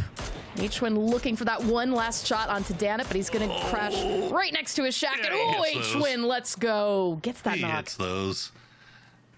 He hits those all day long. Yeah, I mean, this is what I wanted to see from Sonics, right? We were talking a little bit about how the kill count's been a little bit lower, but I mean, a lot of that was, it's not as a result of their play. It's just a result of the circles and the positions that they took. They just kind of weren't really in that spot to really do a lot of ADR farming like we got used to seeing them. So looks like they're playing a little bit more of that 3-quarter style, not really playing the edge, not really playing the center, but kind of playing right in the middle of that in a high ground spot where they can get vision on a lot of different teams. So, so far, a couple of nice little shots for them. Doesn't look like they got the flush just yet, so might have just been a free knock. And yeah, I think Synergy actually got that res. So either way, they're starting to find their way in. Tokyo Manja Gang, meanwhile, they started off pretty nicely last game, and then it kind of fizzled out as they were trying to play in from that edge on the south side. I mean, again, this was a team that was aggressive. They had so many different styles of play. They could play the edge, they could play the center, they could push a team aggressively, they could send 2 and hold 2. It seemed like any fight that they took in the group stages resulted in these high kill games with wins, and that has not been working for them for this event for whatever reason. And so right now, modestly in 11th place with 60 points, very close right now between a couple of teams that are just behind them on the leaderboard. And I think a lot of that, unfortunately, has kind of come down to more of their early game kerfuffles that they have found themselves in, less in the late game performance that we really expected from that team. And Spicy Fish, kind of suffering from similar fates. They've really haven't found the late game as often as we had hoped. Yeah, I mean, I think it's not out of pocket to say the Tokyo Manja Gang. I mean, they just got bodied. I mean, they were losing straight up 4v4 fights and not taking trades at all in the first week, and that was not really what we had kind of become accustomed to seeing from them in those regional qualifiers. We'll see if they can change things up here. Now Wildcard going to pull up, do a little bit of scouting. Greg shot, nice shot, landed into Juarez. Will force him to pull back here as Wildcard finally coming in from that long wrap on that north side. Now, they do have Spicy Fish continuing to wrap around on that western side that could come up here eventually, and also T8 eating a little bit of blue as they're continuing to make a long wrap up to the north. Yeah, and it's, you know, it's still only phase one. We've got 20 seconds to go to phase two, so teams aren't really looking to dig their claws in and fight. This is a lot of just superficial, hey, I'm in this area, please don't come too close. Pick off a point if you can find one, but really give yourself, you're not elbowing yourself out some room in the circle. You can just see how stacked it is in the center. So as you pointed out, Poro, TAC 8 rotating in the blue as well, which we've seen them do quite a bit. They will use that as an opportunity. Now, that circle shift is rough for those teams on the western side because you've got that unplayable shelf on the right side, and that's going to take out about 20% of this zone. Yeah, I mean, well, 3 of those teams over there on the west look like they're continuing their wrap up to the north in Wildcard, Spicy Fish, and TAC 8. Dodge looks like they're just going to send it to the Canyon. Sonics, they'll just creep up a little bit. They've already got a minor foothold, or at least vision on a foothold in that southwestern part of the circle. So, but yet again, this is another circle that's just kind of creeping further east, as it looks like Yahoo is actually going to send it into San Martin. They're going to join Just Too Easy, so maybe they're already predicting another city finish as we see United trying to reposition away. I think they were in a little bit of a 2-2 split. They've got Synergy crept up on the high ground here, and Snaker's just below, and Synergy, they'll just take a few shots, but it looks like they've kind of got this to themselves. Nobody really anywhere else around them. Nice spot out here by Synergy. Yeah, and this is kind of what we saw last match too. They really got themselves a nice corner that was in a position where they had line of sight on other teams taking rotations, which got them, I think, at the time, 7 kills between 2 different squads that are wrapped in that area. So if this circle continues to hang around the Al-Zahar area, that could really give them more scoring chances. Yahoo is already going to go ahead and take an opportunity to send it inside the circle. It looks like, I think right now they're banking that this could be a city finish, which we saw last week. That was Sonic's win with Shrimsy, the shotgun final play at the end. But right now, if anybody can help it, they're trying to avoid the city as much as we could see Fiumba, TMG, becoming very cozy neighbors. Yeah, keeping a close eye on this one is... I'm interested to see in how Fiumba decides to play, because like we said, they've been kind of avoiding early game fights. So now TMG kind of wrapped around them, but not really pressuring them. So Fiumba could pull out and play more aggressive if they wanted to, but it looks like they're just going to keep holding their spot right now, which is I like that. I like to see that here. Synergy going to leave that high ground spot. They're going to take a foothold here just on the other side of the road on the south side from Al-Zahar. Taking some fire. I think that was from could have been Bing Bang Boom or United or both, as actually Bing Bang Boom might be in a little bit of trouble here on the southeastern side. They've got Young Kings creeping up on the southern part of a 2-2 split, where the northern duo can't really support the Bing Bang Boom boys at all here. We'll have to keep an eye on that. Yeah, and you see Hippa did send it to a different compound than the rest of Synergy. Dodge, meanwhile, is still in the high ground to the west of the city. Looks like they've got 2 in the road. Finna, most north of everyone, but you're just also going to have a line of sight of those teams that continue to wrap out north. You can see right now eyes on Spicy Fish. And that's some good information to play from Dodge. Again, like this is just, it's going to be a little bit of a slow play right now as we wait to see how this circle is going to shift going into phase 3. If we're going to have what could potentially be an Al-Zahar area finish, or are we going to be playing in a more mountainous region, or are we going to have a lot of this open terrain out near Bing Bang Boom in 22, which we have seen games end on 22's compound before. There you go. Ooh. Just off to the east of the city itself. As you said, mostly fields over there on that eastern side of the circle, but those hills just between Al-Zahar and the dead center are very interesting to play around. A lot of cover there to be found just from terrain. And then you still have a couple of hard compounds, which 22, they might want to think about pulling together here pretty shortly here. As you can see Dean Zera and Hayes-Town taking shots over towards the transitioning Young Kings, while they've got Bing Bang Boom right on the other side of the road. And it looks like Bing Bang Boom might want to make this push. Haven will spot him out, though, from range. Good protection there coming in from the fragger. I'm not sure. It looks like Dean Zera does have a vehicle and started to make the move, but Young Kings got a little bit close. And now with Hazeton joining him, they're going to go ahead and give up that compound. And as you said, collapse back down on their split. Haven and Vinny have the shanty just to the north of that position. It's very center for where this circle is going, with a lot of line of sight on that open terrain just to the north of that. So good positioning for them. But I mean, SCG holding onto the edge, eyes over Bing Bang Boom. Wildcard to the north, edge along with TAC 8. Very similar mindsets right now, as Wildcard did send Adam. The problem is that's a lot of open terrain. Young Kings are also already there, and you can see that And1 FPS is going to pull away after realizing he lost that positioning out to Adam. Good eyes on And1, and I think Psycho had his back there and was letting him know what was going on. Young Kings just kind of creeping north to see what they can get here. Is Bing Bang Boom now going to square up with SCG. Bing Bang Boom, it looked like they were trying to send everybody across the street, and then they maybe held back in a 2-2 here with Oldless and Sharpshot taking the long building, and SCG reading that really, really well, sending a 3-man squad down. They've got one up top, Nefahor, going to be keeping eyes across the street. So now it's a 3v2 for the long building. It's a dangerous spot to fight. Oldless going to get spotted out by Richie B.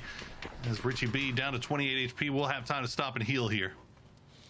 And just holding on to that roof line right now and using that fully to his advantage. So this is, as you can see, just barely out of the line of sight from Troglodytes, but he spots one, gets the knock onto Rock and Keenan, both taken out with help from Nefahor. Pulls off that headshot right now. SCG banking on some much needed points.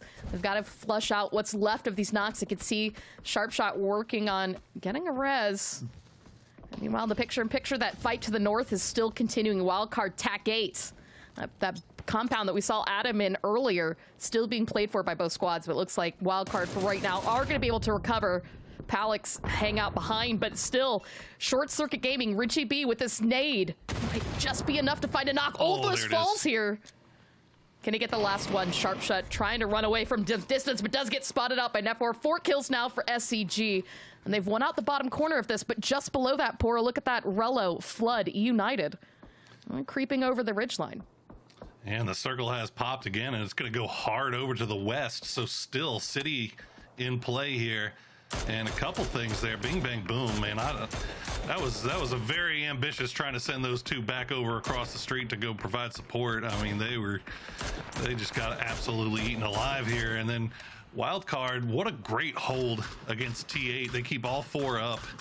And Palix still alive for T8 here, so they're not out of it just yet. But that's a good sign for Wildcard that they can win that fight straight up.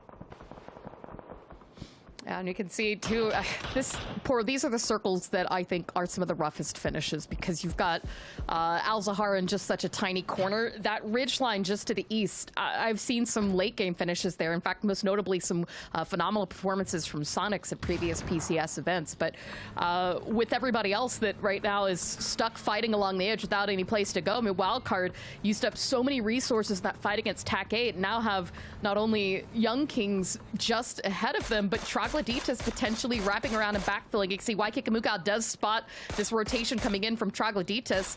Even that pressure with the Mini 14 trying to hit something, but actually from all the way down south, pressure 22. From 22. 22 has been lighting up the kill feed right now, as they are just free farming onto all of this on the other side there. They managed to get one off a Trog. Saw them get another knock there, a couple other knocks. As they're kind of watching off to the east, they're watching off to the south. They've got SCG and United pinned. They've got Wildcard and Trog. A little bit of a tough spot here. Wildcard back in the vehicles once again. Oh, Nefahor, though, right on their doorstep. I don't know if they know how close he is. Oh, he's so sneaky right now. You can see just patiently waiting for the rest of the team to crop back up. Vinny did not look in that direction at all. Nefahor picks up a free knock and anticipates the second member to walk back over, but Dean Zera, who's the next closest, not giving that position away up just yet. That 2-2 split, though, is going to come in clutch, as you see not one but 2 hits onto Nefahor. Find that knockout. Smokes from teammates as Richie B tries to get the res, and that's going to give Dean Zera a little bit of time to potentially pick up Vinny. That's going to be a close one, Poro. It is, but this is the other problem for SCG, is they've got a United right on their backs there. Snakers will knock him down an inch to his life. Oh, Richie B will turn him down as SCG is really beaten up right now, but Kickstart's still alive for United. See if he can find something. It's the last one alive. Is United having a little bit of a tough game this time? There you go. Nefahor will spot him out, and United down. As I could tell you, the Yahoo boys, they have been keeping track of that in the kill feed. Absolutely, and Yahoo, no kills yet this match, but still 3 strong. And talking about kills, 4 up right now, 22 with 4 kills as well. That is a Hail Mary of a nade, and it's actually going to land, doing quite a lot of damage, but not enough for knock on members of SCG. You can see Dean Zera, along with Vinny, still trying to close the gap into the zone. They've got this compound to use for cover from SCG. But beyond this compound, there's not a lot of protection, and going into the circle, that's what they need to be a little mindful of not being overly exposed to their backsides. Synergy now running into the problem of coming out of Al-Zahar with teams like Just Too Easy and Sonics also fighting along the edge, and that's going to make things really spicy for these 3 teams that still need to get into the zone. Yeah, this, I mean, we're about to see the kill feed just completely light up here. All these teams having to fight their way out of Al-Azhar. As a nice grenade from Mime will find Kalnix. Synergy, oh, just like that. Shrimzy, you monster. Just Too Easy taken down, quick and clean. 4 kills now for Sonics, and they have the spot. They have the way. An H-win will find Shin Boys. Sonic's shots are just hitting right now. 4 kills to show for it. They've just got a little bit of a foothold into the circle here. Luckily for them, Dodge hasn't overly turned and committed into doing anything to mess this up. But right now, Yahoo also going to get themselves eliminated early on. So our 2 leaderboard leaders, no kills on the board, out early this match. That is going to be great for Sonics, who right now 27 points out of first place. And Synergy we'll be able to get that res onto Benya, also still needing to make their way to zone. We're in phase 5, Koro, and that blue is going to sting if you're in it for more than a second or 2. Absolutely. Big chance here for Sonics, Dodge, and Fiumba to make headway on our leaders, as all 3 of those teams in pretty decent positions. As you see SCG try to take care of what's left. 22 been having a banger of a game here today. As these 2 teams, I mean, they are scrapping it out at the bottom of the leaderboard, but don't tell them that, because they are having a good fight here. Good game so far. As Greg shot from where?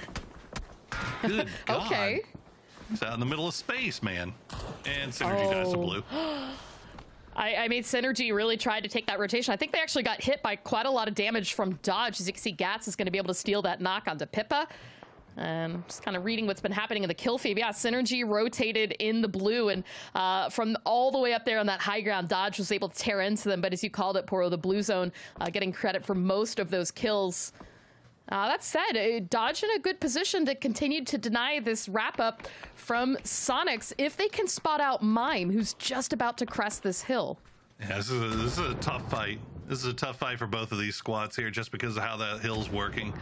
As Gats will just lead off with a couple of preemptive grenades just to hold off the push.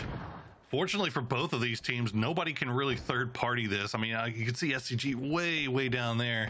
May have a little bit of an angle, but they've got enough of a problem of their own trying to get into the circle. It looks like Dodge, yeah, I like this play by Dodge. Just disengage on this, go for the circle, take the fight later.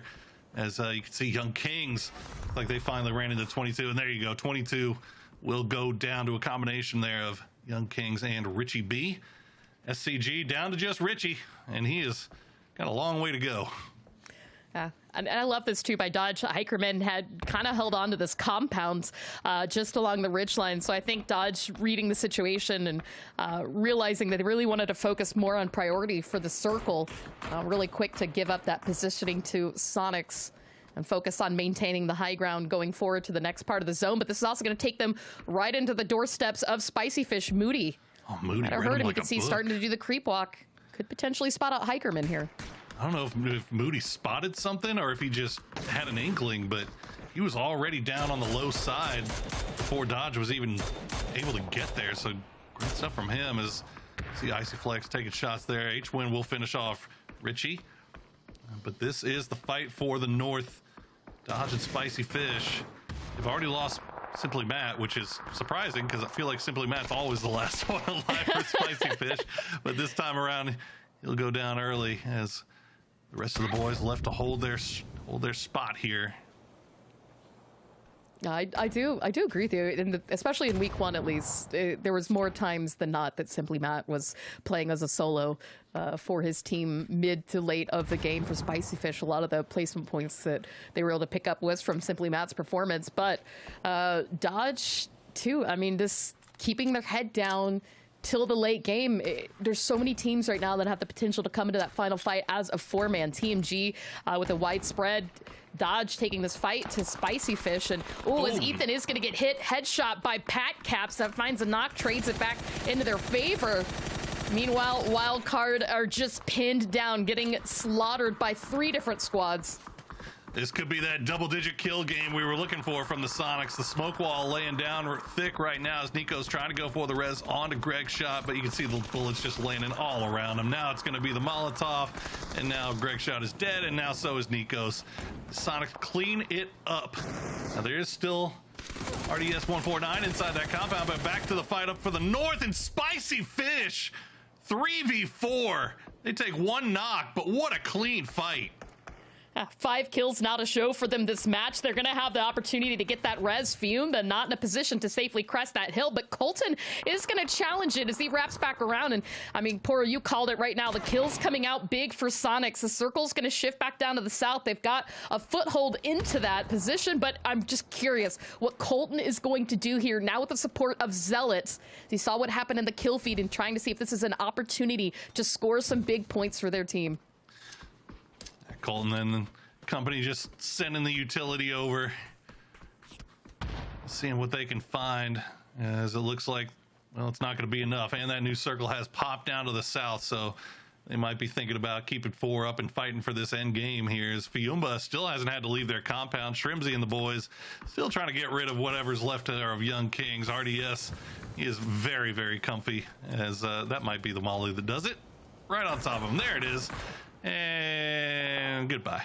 There you go. 9th kill for Sonics picked up as they have complete control of the South. And the wild thing now is that Poro, 3 of the 4 teams are still stacked as a 4-man. TMG really spread, kind of trying to see what would happen with Spicy Fish. Now has put them a little bit of a disadvantage for positioning.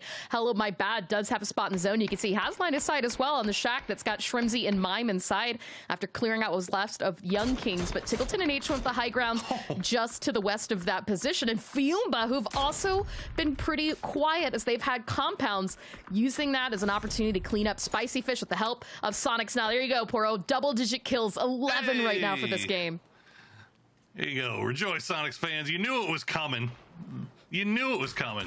They never leave you without any double-digit kill games in a tournament. So they finally open it up here in game number 2 of day 1 of week number 2. Now, can they secure the win?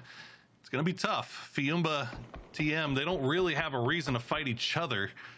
So Sonics, they've got this high ground that they can hold on to, but look at this, Capitan starting to creep forward here a little bit. 0 kills for Fiumba, but I mean, they've just had a good compound this whole game. Nobody's gone anywhere near them. They've been in a bowl. They haven't really had a chance to do anything. And it looks like Fiumba just going to rally the troops and push down to the south, and Rybo's going to get the opening knock on the Shrimzy.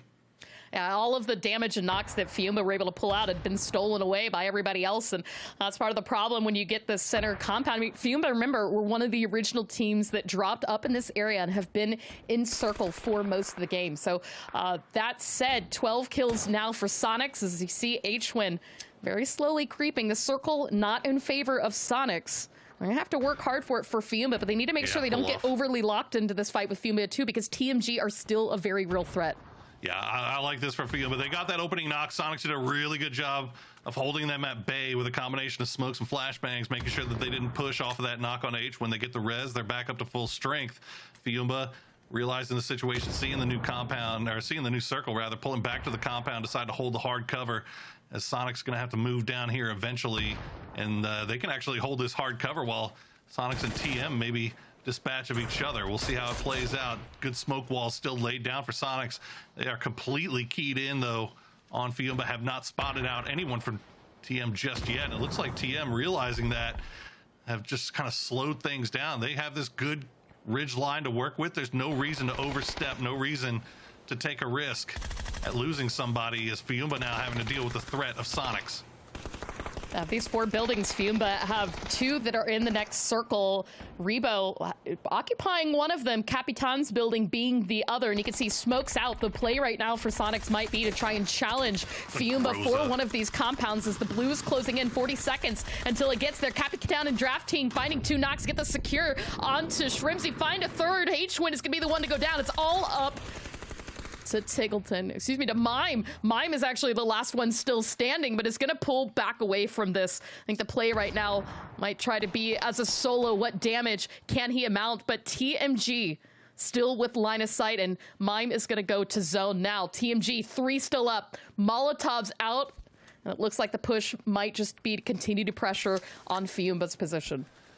Great hold from Fiumba. That was a tough spot for Sonics to be in, and Fiumba held well. They're going for their 3rd chicken dinner of this tournament, which will put them right up there with those same Sonics. As Hello My Bad, trying to see if they can pull something out for TMG here. Like we said, great ridge line that they have to work with. A little bit of utility left in the bag for Fiumba. We gotta imagine it's probably running pretty low. As we said, they've been just sitting in this compound for the most part here all game. And the blue right at their backs. Nice one from Zella. Will get the knock on to Capitan, and they could just pull back down once again. An issue right now is TMG has allowed Rebo to get around that position. You can see the flashbang onto Hello My Bad as the trade comes out. Rebo takes down Zealot, but not before Zealot was able to get that knock onto Emmy. 2 still standing up for Fiumba, but there's no time for reses. Rebo was just waiting for someone to peek. He did catch one. Draft King, the last still standing as the final trade comes out. It's a 1v1, Fiumba and TMG, but look at this, an attempt at a res right now to pick up Draft King. That's ambitious. He's got enough smoke to try to pull it off here. Is Hello My Bad just going to spray through? He's going to find the re-knock.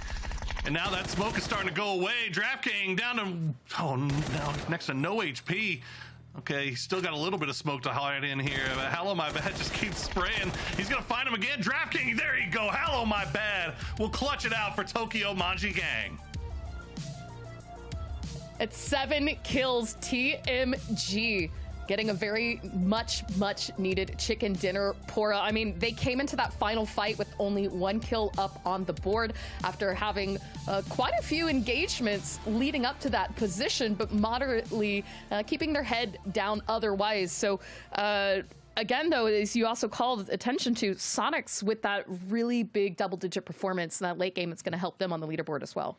No, it's absolutely huge, especially when you consider the United and Yoho went out early, allowed Sonics to kind of catch back up. They're within single-digit points of the lead now once again, so fantastic stuff from Sonics. But again, you got to say, this is the Tokyo Manji Gang that we've been waiting to see ever since those group stages. We know that this team is scrappy. We know they can fight, and things haven't been necessarily going their way so far, at least through weekend 1. But here you go, they clutch it out. They had probably the better position out of the 2 teams, out of the 3 teams, really, in that late game. But, you know, it's a different thing to say you've got the good position than it is to win against Sonics and Fiumba.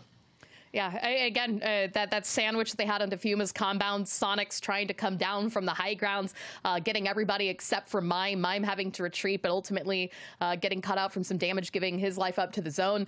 That was really well played, as you said, the great position that they used to their advantage, and you know, even kind of pressuring that fight onto Spicy Fish and knowing when to break away to focus on the late game match. So kudos to TMG.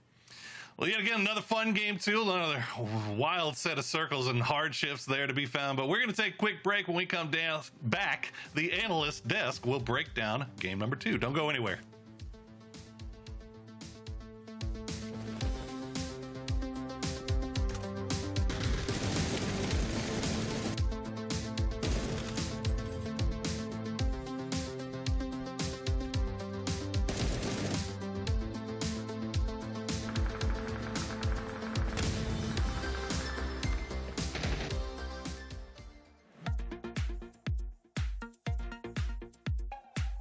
Outside of PUBG, I used to be really into like hiking and climbing and biking, but ever since COVID, I've kind of become a shut-in, not gonna lie. Some of you may know, but over the last couple of years, I got really back into MMOs. I was actually competing in WoW for Sonics, while also coaching these guys.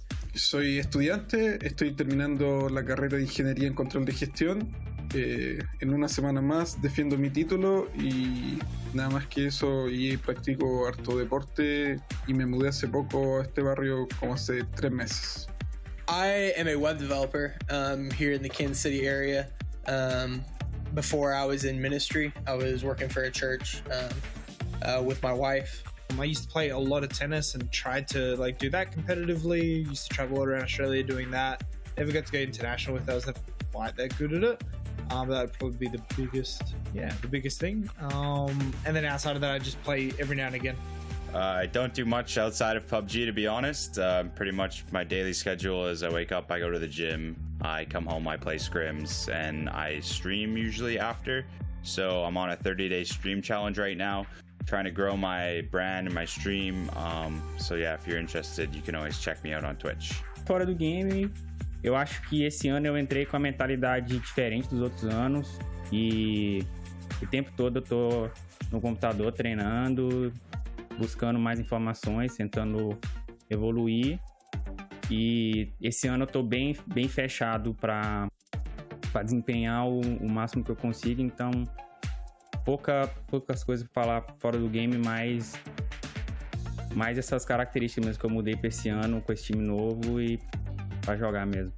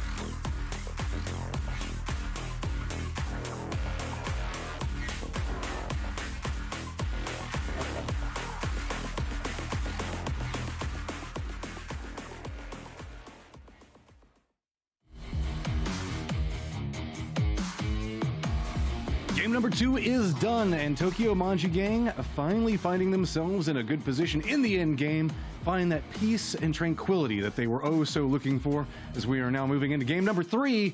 Matchroom joined by Cammy D and Godspeed. Guys, okay, there's a lot. Cammy, you already got stuff you want to go into. Just go. Oh, no, I was saying that's me, because that is my name. Cameron Davis. That me. That's me. That me. It me. There were no, a but good, lot yes. of moving parts. So, just Yeah, where do you want to start, Cam? I'll let you. Where do I want to start? This is the Cam show. Where do you want to start? Oh Cam? God! Oh, you're putting me on the spot here. Okay, well, it sounds like we actually do have the highlights ready, and that we can definitely go into. Well, then, with thank that, you, let's Cam. just go to the highlights and get everything ready. And then I'm going to go ahead and throw it back to you guys when we get everything situated and ready to go. There it is. Yes. So I did want to talk about this. Short Circuit Gaming. They are very, very opportunistic in the early game when it comes to finding kills, and oftentimes it seems that does put them in a bad position in regards to positioning. They like focus so hard on getting kills that they then have no real like way to get inside the zone next. But here, when they're able to get an entire wipe on a team like BP, it puts them in a really good position to move to the mid game. Yep, and as far as moving over to Spicy Fish, I mean, seeing some signs of life from this team. Obviously, they had the unfortunate situation where they had to play with 3 one of the days, but I mean, they're still fighting in here, man, and it's still great to see Moody in the mix yet again. Sonics, meanwhile, on the South Ridge had like a really rough push, but they were making it work, and then going into the final fight, I really, to double up on Poro's point, it's really wonderful to see Tokyo Manji Gang finally doing what we saw them do in the regionals and the group stages. I mean, we had so many expectations for this team coming in, and the way that they played that circle, even though they had the advantage, they pushed out. Colton and Zealot were able to push off Spicy Fish and really take control of that zone. So big shout out to Tokyo Manji Gang. Well, I mean, look, the match standings say it. Tokyo Manji Game, as good as Sonics right there, both at 17 points. Spicy Fish back behind them with 9, tied up with Short Circuit Gaming, who had themselves a good game as well. I know an underdog story, a lot of people are kind of, well, I guess a climbing team that a lot of people have their hopes and dreams set on, see if they can get something out of it, and have managed to climb and at least touching Just Too Easy around 14th place and have an opportunity to climb from there. Meanwhile, I guess usual contender is still holding up on the left side of the leaderboard, with Fiumba finding more and more steam, trying to make that chase up into Dodge. Yeah, really it's more Sonics being able to close that gap. Sure, they didn't win, but they tied in points, right? They got 17 points. Yeah. And with Yoho and E United going out early, we all said in the green room the second it happened, it's like, oh, this is an opportunity for Sonics and Dodge to like try and really close that gap. It didn't work out for Dodge, but Sonics, they are still like, what was it, like 10-point difference? So they're still going to need to really, keep on the gas. Pretty decent, But it's going to make it into that 3-horse race that we keep sort of hypothesizing about. Well, also, like, just real quick to touch on Fiumba, right? Like, they actually did a really good job of holding that attack from 2 fronts, because they had to deal with the Sonics. They knew that they had to deal with the Sonics coming in. And then they had, I think it was like Rebo on the anchor watching Tokyo Manji, because they potentially could have pushed as well. And so they actually won that fight pretty clean, all things considered, in that situation against the Sonics. And Fiumba today overall has also been doing very well in their fights in general. So it's been good to watch them climb as well. There were a lot of very interesting fights moving into that one. That's not a section of the map I feel we see a lot. We do go into Azuhara on a general basis, but that southeastern area, just where that hillside comes through, is led to some peculiarities. Like we saw it with a couple of teams having to bump heads that I would say were hoping for open, like easier paths, as well as having just more open terrain once they even got up that hillside.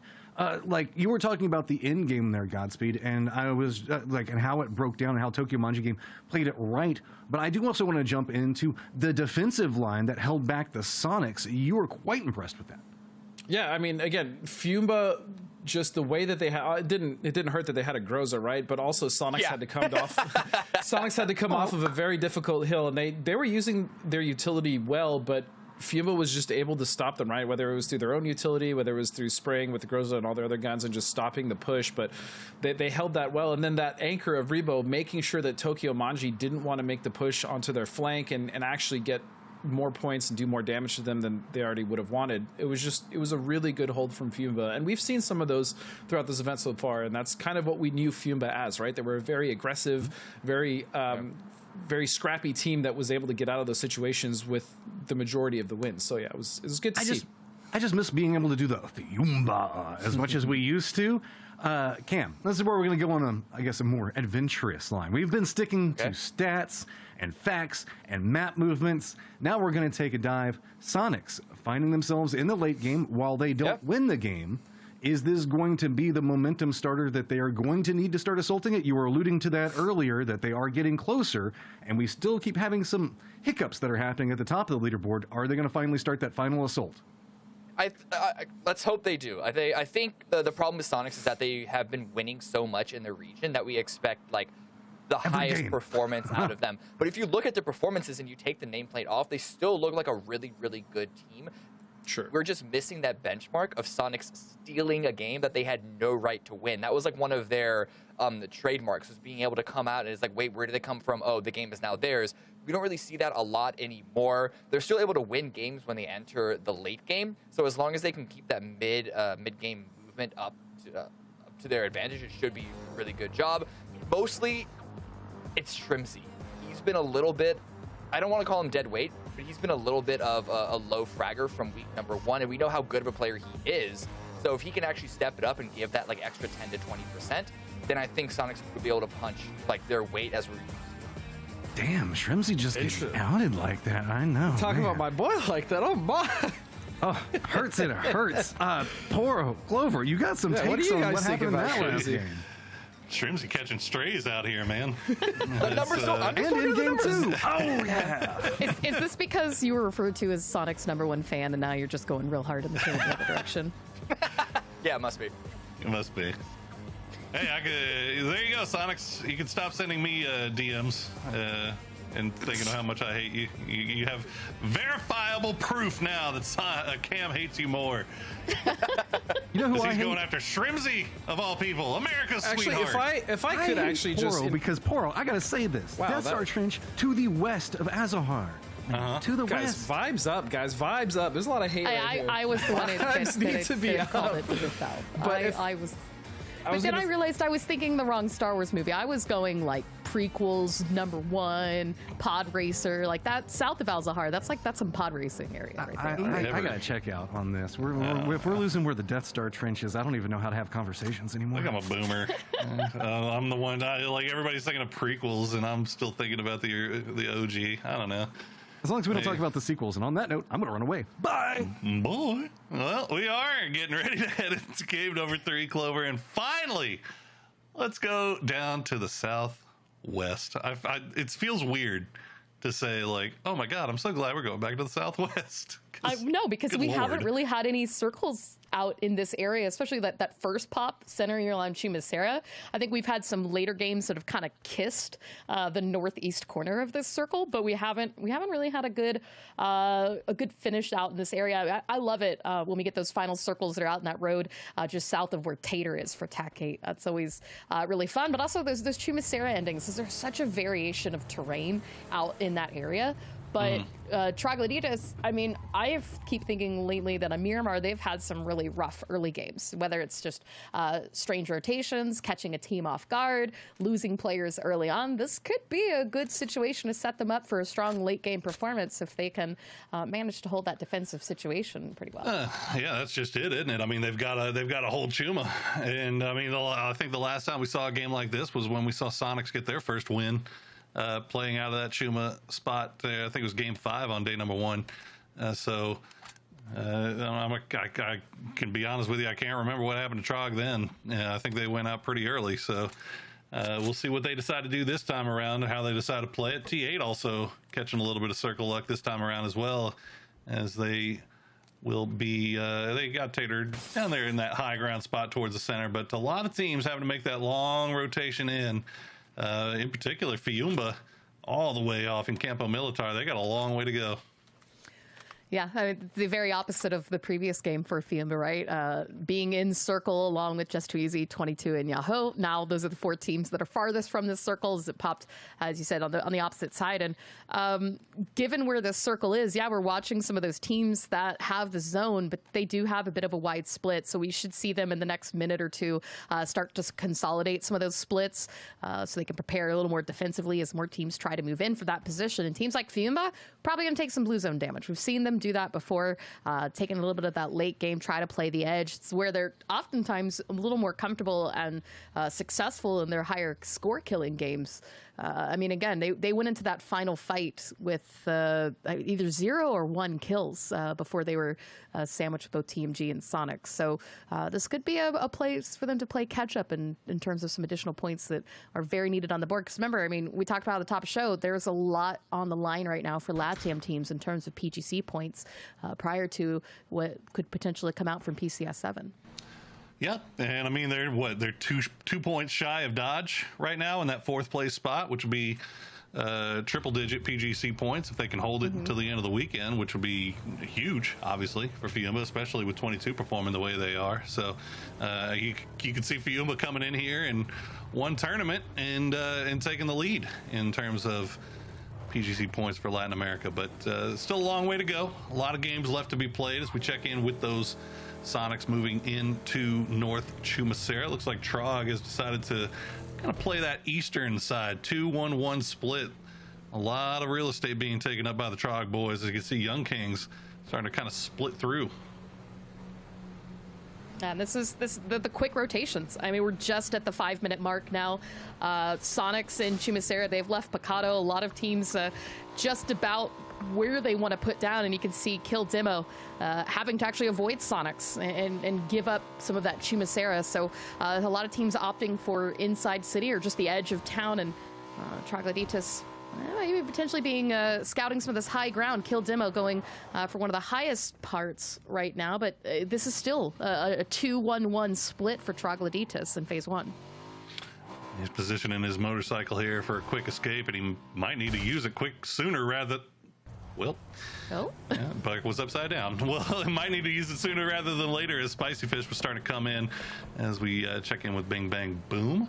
We saw them have a pretty successful game here the last time we played over in this area, as well as we talked about it. Bing Bang Boom, the first 3 games of the day, man, it has just been not great, and then they kind of flip that switch once the map change comes through.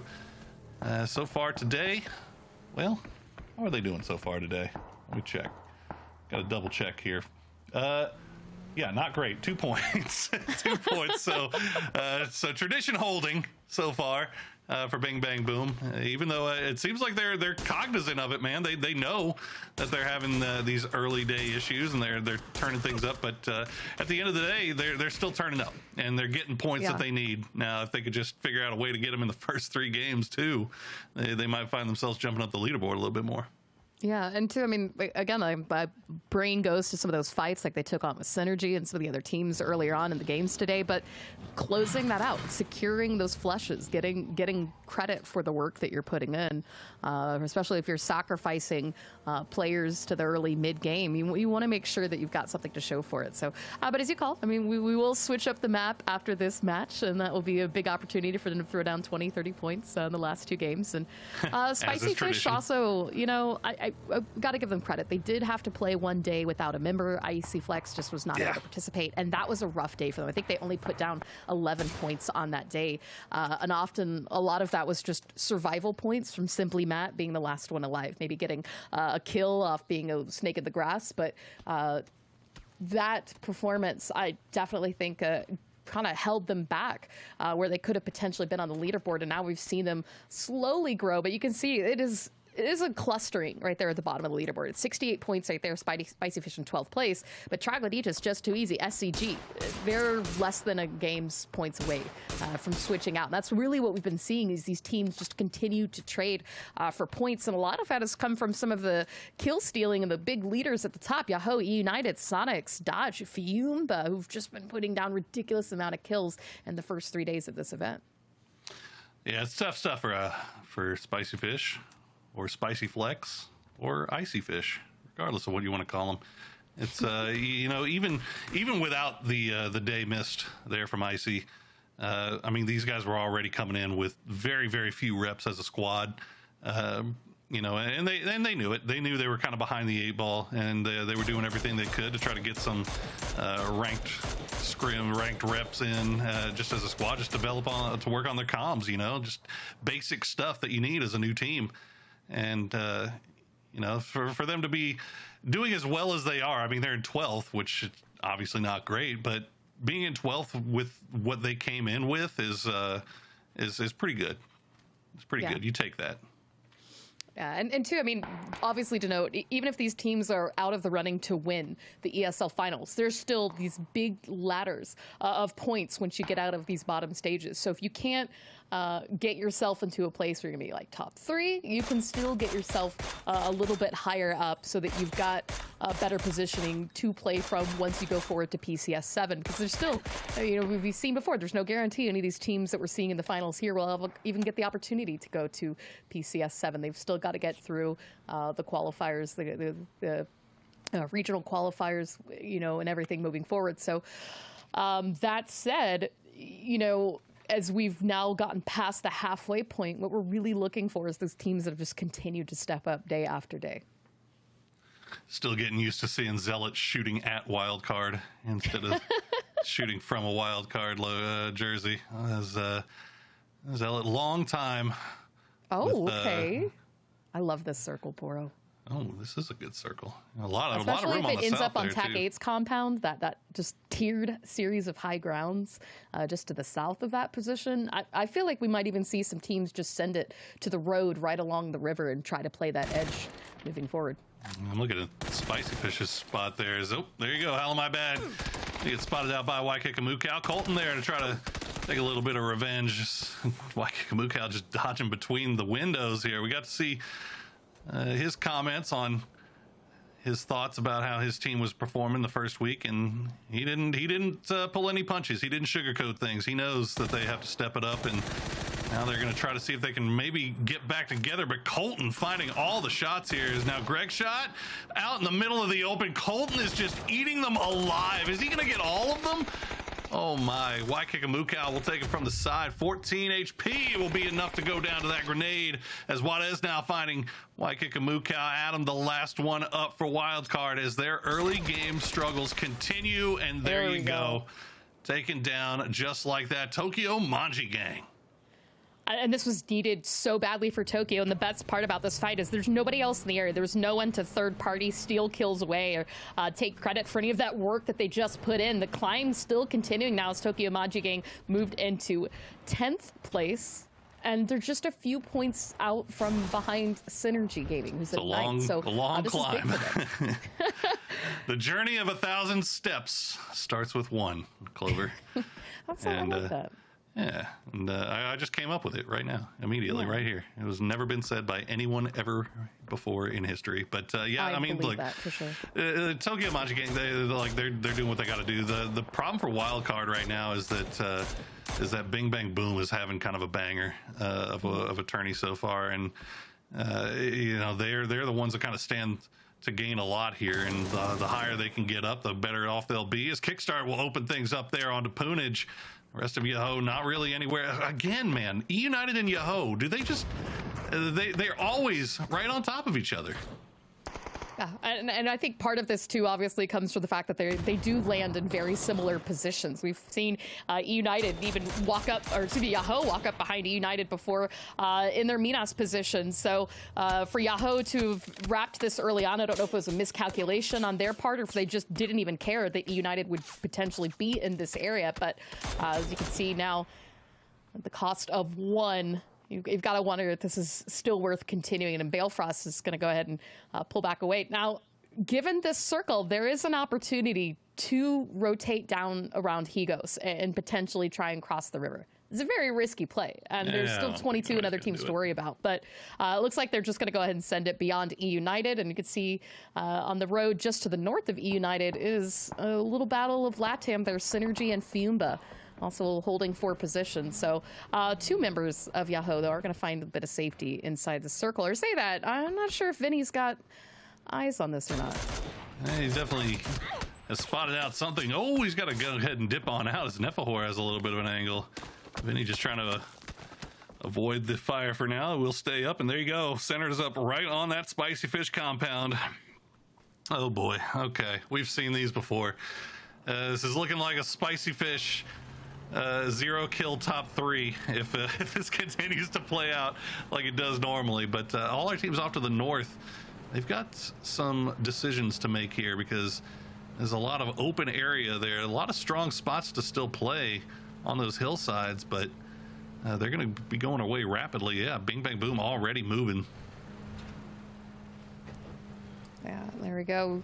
This is kind of, I think it's also why I like these circles. They can be really exciting early on. A lot of teams right now having to take rotations on top of each other. You see Sonics coming into Chubasera. This is a little late rotation, and they are feeling the pressure right now from TMG as H-Win struggling. Give a little bit of support from Mime. Mime's actually just going to go full in the chase with some help from Tiggleton, who's not too far behind them. It looks like a drive-by might be the attempt here, but you can see, I mean, this is rough terrain to traverse right now, especially if you're trying to get a drive-by as the solo player in your vehicle. But looks like this compound is free, and so that's going to be a good 2-2 split now for Sonics, who are going to have to play the north side of the zone.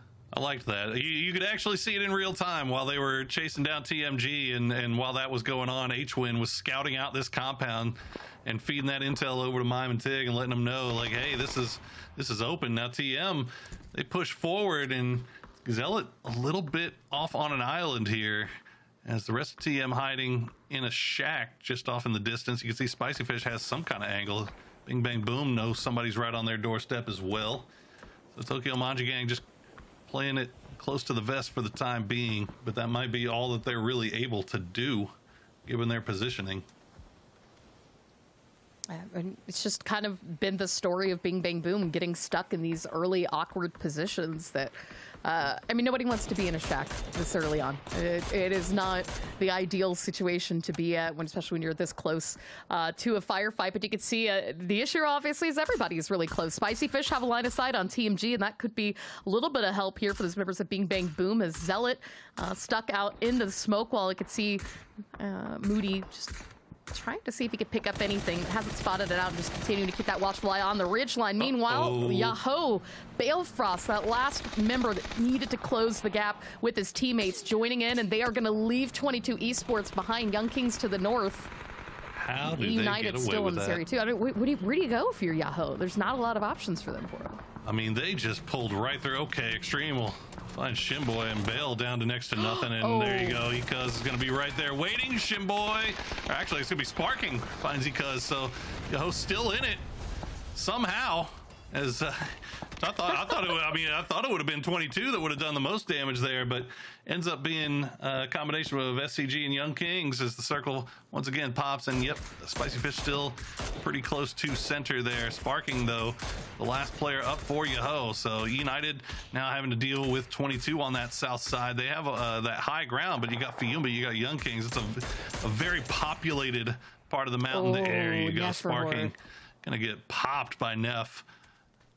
I mean, SCG, you saw like all members were just taking shots at that shack. They knew somebody was in there, and given the positioning of the zone, didn't want to waste any opportunities to try and capitalize on that position. But I mean, I'm Sparking with the drive-by. It was flawless. Obviously, not really picking up anything beyond that one kill, but still using that opportunity to create something out of a really tough situation to be in. But I mean, Poro, with 52 players alive, 14 teams, half of whom are not in this next zone. And even if they do get into the zone, the area that they have to play is not really good in terms of coverage from the other teams around. So we're only in phase 4, but I really foresee this just being really, really difficult now for teams like United and 22. Have to figure out who's going to play position along the edge, still getting pressure from Young Kings and Fiumba once they get into the zone. SCG should have a line of sight on that as well.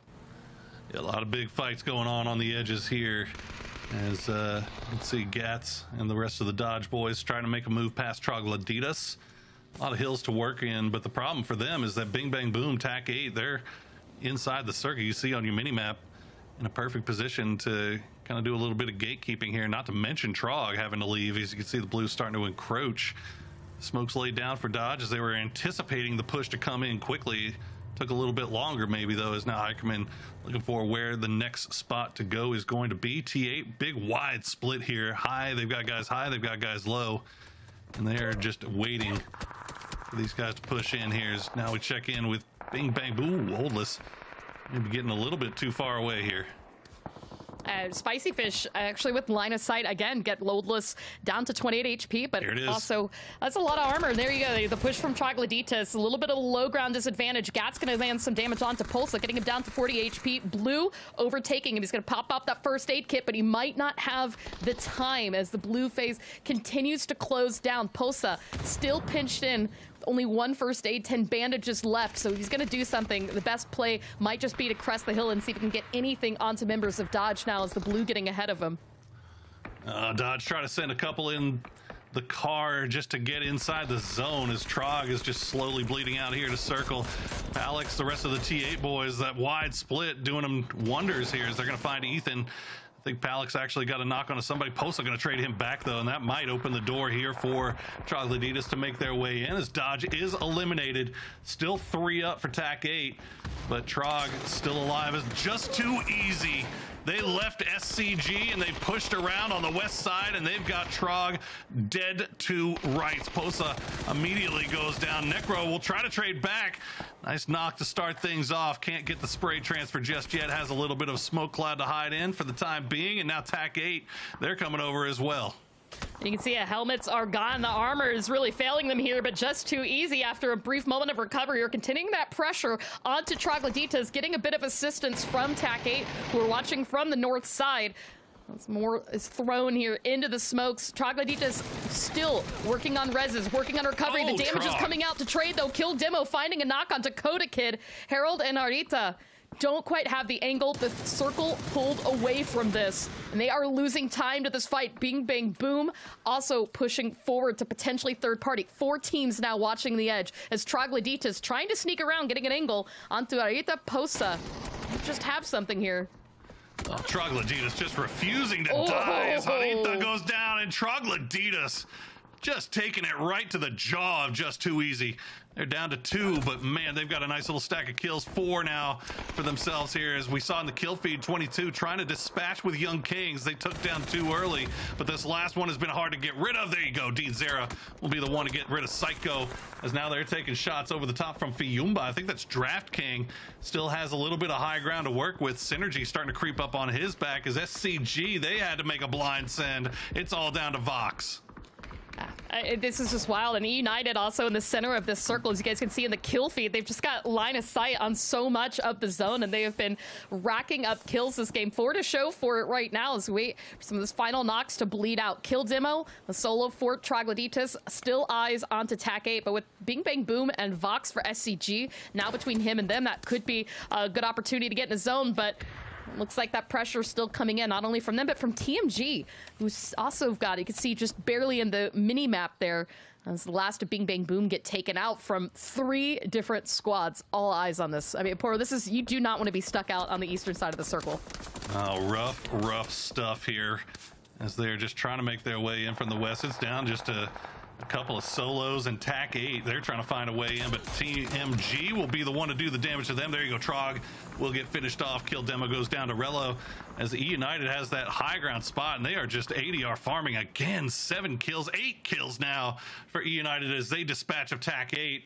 1 player left over there on that western side, and it's going to be Vox managing to hide for now. Spicy Fish still have the compound, and we haven't talked about him in a while. Sonics, they've still managed to kind of earn that whole northern side for themselves. So only 1 kill in the bag, but they've got a lot of real estate to work with. Yeah, I mean, Shrimsy had kind of snuck ahead and held onto that position as the rest of the team left their compound that we saw them fight for earlier on versus TMG. And so, as you said, Sonics that got good northern position. E United still on this high ground, and it's still going to be in the zone, but now they've got to worry about Fiumba, Synergy, Spicy Fish, all making moves to get in the circles. Colton is going to break away and try and really dig their heels in for the late game moving forward for TMG. And so with 6 teams, 19 players left alive, this is still an opportunity to be potentially anyone's game. But if Sonics keep their head down, Poro, that gives them the resources for the late game. See what they can do here. Synergy has that high ground. They've got 3 kills. Once again, man, Fiumba 4 up in the very late game, as they have just been finding, just having great IGL and great shot calling. They're in a little bit of a trouble here, as they've got to find some way in through Synergy and E United, as E United starting to creep down, be a little bit more aggro against this Spicy Fish team. You see Rello just on that hillside in the dead open. Nobody's spotting him out from Spicy Fish just yet. Tokyo Manji Gang also 6 kills for them, down to a duo. But a nice little stack of points for them. There you go, Kickstart. We'll find Pat Caps as Kickstart. A little bit of a slow start for Kickstart in week 1. Probably the worst performing member out of E United. Not that that's saying a whole lot out of a team that finished in first place, but definitely expect more from him. And there you go. He's going to find a couple of shots there. 12 kills now for E United. Yeah. No, I mean, you are right. It was a slow start for United. Day one, I think Kickstart only had 6 kills. The rest of the team was in double digits. So not typical of a performance we see from him. But Synergy now trying to Mountain Goat is going to get spotted out by Emmy Fuma with the low ground, still with eyes up in the sky and able to punish Synergy. That's not going to be a good spot. I mean, there's no res out there for Silza. No one's going to be able to really get to him. Pippa and the rest of Synergy are going to have to leave him be. You could see E United trying to use this as an opportunity, maybe steal something from it. Snakers with line of sight onto Pippa. Well, Fuma in a bad spot, Ooh, man. there you go. He's in a tough spot as they're just trying to see if they can avoid E United a little bit longer. The only thing they got going for him is now Tokyo Manji Gang starting to creep up. You can see on the picture-in-picture. Colton hasn't spotted out anybody just yet, so right now United still full focus down here on the field, but as they should be, as he spots out another one. Kickstart, oof, just short through the trees, and he has lost him in the smoke, but Colton's going to find Flood. That opens things up here. I mean, 12 kills now for E United, and as long as they can keep that push coming in from TM. It was Colton, as he did say, got that flush onto Flood, but I mean, this little corner that Kickstart's got carved out for him, it's still going to be in the zone as we move forward to phase 7. The circle holds onto this ridge line. That's good for everybody except for Sonics, who are now going to have to finally pick an engagement for one of these 3 other teams to move into the final 4. Pippa, though, is going to spot one. Kickstart goes down. That's not what you want if you're E United, and Synergy using this as an opportunity to take the push to them right now. Looks like potentially spotted out Rello. We're going to get him down low. Can't quite find the knock. Don't have the angle, and actually going to come out as a trade on to Benya. Rello, the sneakiest snake, man. He found a little bit of a cubby hole, a little bit of hard cover there. He's going to find Benya, gets the flush as well, and all of this is happening. Synergy just looking off to the west. Sonics has been able to creep up just underneath them. So Benya, I mean, you see him with that, or actually, I'm sorry, it's Donnie. That nade. With that high ground, the nade from Juarez. Oh, just goes just short, or far along, rather. Hitting those nades on these hills is a tough task, to be sure. But 15 kills now for E United. They're back to 3 strong, and they are connecting together here. But nobody has seen Sonics. And now Danny goes down, and that might be the door to open here for Sonics. There you go. Flushes off the kill on. Now it's all down to Pippa for Synergy.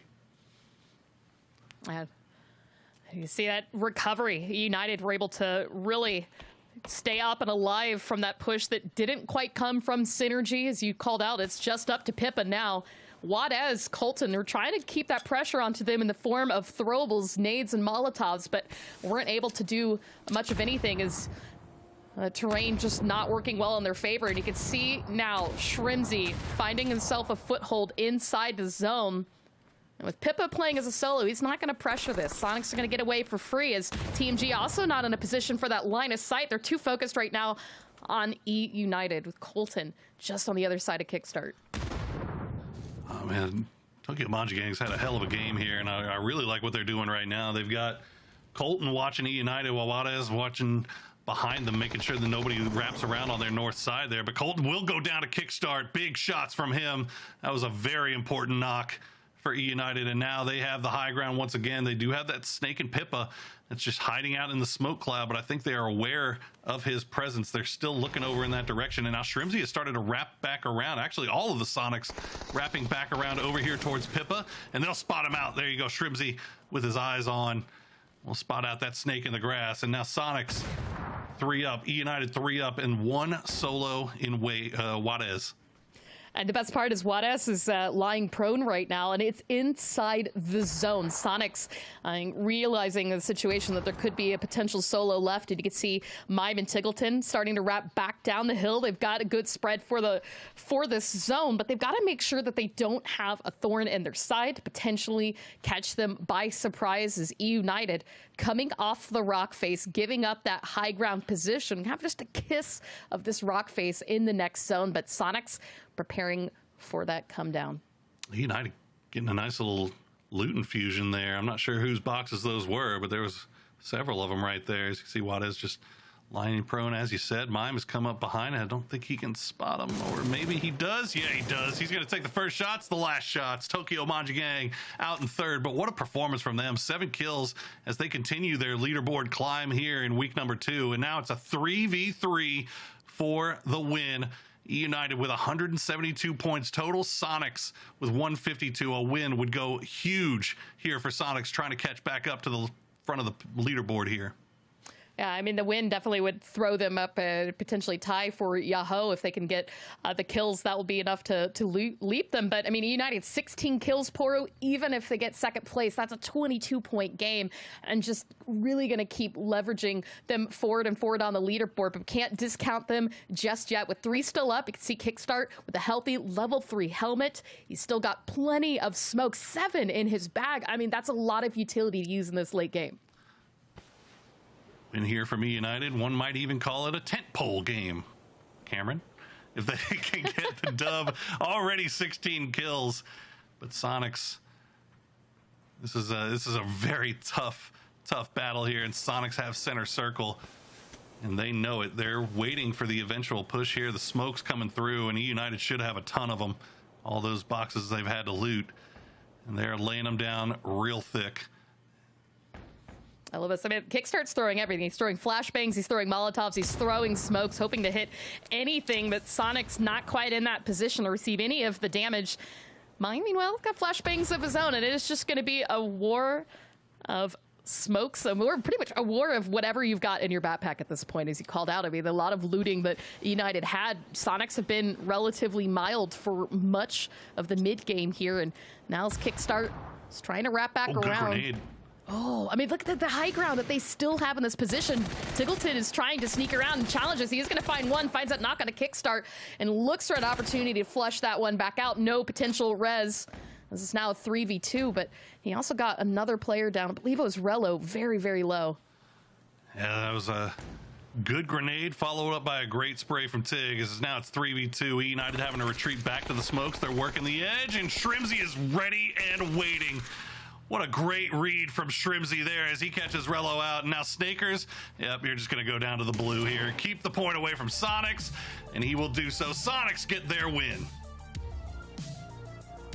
And we've talked about the performances that we've been expecting from Sonics coming into week 2, looking for the kills. Had no problem finding wins thus far this event, but that said, I mean, the way that they're able to play that zone patiently, especially with TMG and Synergy also in the mix, just goes to show. I mean, Poro, whatever mindset that they've been bringing into this, it's absolutely working. Are we seeing a different Sonics than what we've seen in the past? Totally. But is it working? Absolutely. Nah, same old Sonics, man. They get the late game and they frag. That's what they do.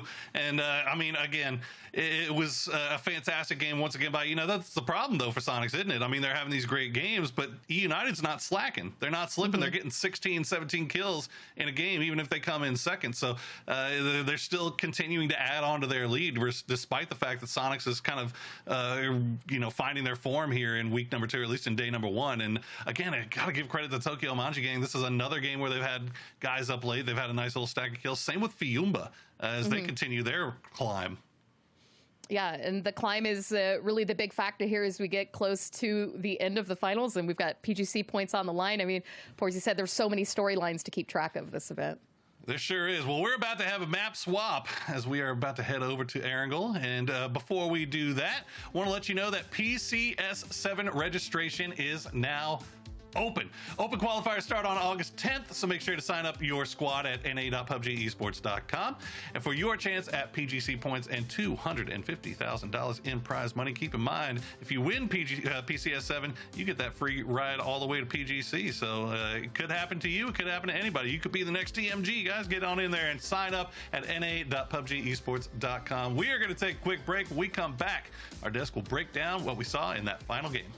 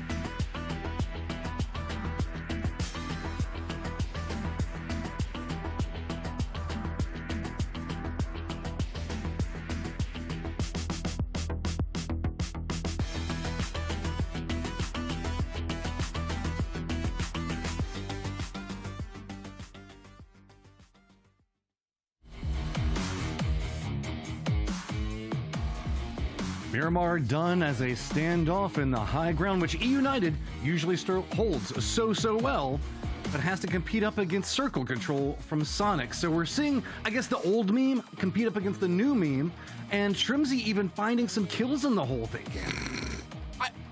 I was just reading out the numbers, okay? I think Shrimzy is a great player, and I'm really glad that Sonics were able to get the win. They snuck in behind SG, they took control, they played the macro of that very well. They didn't have the high ground dominance that E United did, so they're not going to have necessarily the amount of points that E United did, but they were able to get the win, which sort of closed the gap a little bit. And we were talking about this in between games, Godspeed, about what's kind of going on with the leaderboard and Sonic's influence in that. And you made a couple of really good points. Can you share that with everybody that's watching? Why, yes, Matt, I'd love to. No, I was just kind of going back to the conversation we had before that game started when you were saying, like, oh, we expect so much from Sonics and, you know, this and that. And I think a big part of that is Sonics actually, you know, coming up, they had a lot of competition as far as, you know, like United was always giving them trouble. SDK, now LG would, you know, kind of give them trouble. But I feel like because Sonics were so good and because they dominated so much, they actually elevated the level of all the other teams and gave the other teams something to chase, right? And so I think that is why we expect so much from that team in general. Well, I know that there's another team that people are starting to get some expectations for, and that's Tokyo Manji Gang. I think that we have them coming up in this highlight package, so let's take a quick look at everything that happened in that last game. Yes, we do. We had a lot of expectations for TMG for how strong they looked in the qualifiers. This was sick. But they were basically non-existent week 1. But then coming into week 2, I actually would have expected wildcard between the two teams to be able to adapt and sort of refocus themselves because of how experienced they are. But it's actually TMG that is able to come out on top here. Wada's with such great power from the top there. No, sorry, Wada's swings in from the side. It was actually Colton who did so much damage from the top, from the high ground. And then the rest of the team loops up and gets all 4 up, and they were able to find a central position off of this fight 1. I'm telling you, I mean, like, Juarez and Halo have been amazing, but that combo of Zealot and Colton has been so strong for that team. And moving over, I thought Trog was dead to rights here. I did not think they had a chance making out of this little, like, basin. Obviously, Just Too Easy was holding them, but, I mean, this just goes to the experience of Trog and how good they are at these scrappy fights. They were able to turn that around, and they dumped on Just Too Easy. Like, they, in my opinion, didn't really have any right winning that fight, but man, impressive stuff to them. And then Cam, E United just doing what E United does. It's an iconic E United game. E United are known for having such strong control around the edge, but also when a circle shifts away from them, they will consistently make such intelligent, well-scouted sends to the center, and when it ends up with a high ground like that, there was also the Miramar game from last week. They will just farm from the high ground. There's of course the Dish Mountain at Militant Base on Erangel, as well as like their really iconic endgame positions. They get 22 points off of it despite not getting the win because of how many kills they were able to punish other teams with. Yep, now looking at the leaderboard, E United holding down 172 at the top, but it's going to be Sonics that ties up with Yahoo, but takes that second place position right now. Are we starting to see the beginnings of climb? Who knows? Fuma still holding on, climbing up into 4th place right now. Dodge with that smidgen of a slide back down, but I know we have our eyes drawn to Bing Bang Boom as something happens. I only once laugh we get to the end of the day because Pro brought this up. And he's absolutely right. The reason I'm laughing at Bing Bang Boom is because they got their 3 games out of the way, and now it's time for them to get like 70 points in these last 2 games. Because that's generally what Bing Bang Boom does, right? Like they have. I mean, even Sharp said it themselves. They generally have a slow start to events. Like it takes them a while to warm up. But I mean, as history shows, especially last week, right? They got their games out of the way. They're good to now get all the points that they need in the second or the last 2 games to close out the day. So I have faith in Bing Bang Boom. Is Dragon Ball Z too old, too legacy of a title to continue to make references in 2022? I think so, man. Nah, Super just came out, dude. It's fine. Well, okay, yeah, exactly. It's like the charging up, the Spirit Bomb, like 5 episodes. They're ready. 3 matches, and then they just slam it down. 2 wins in a row, I'm telling you, baby.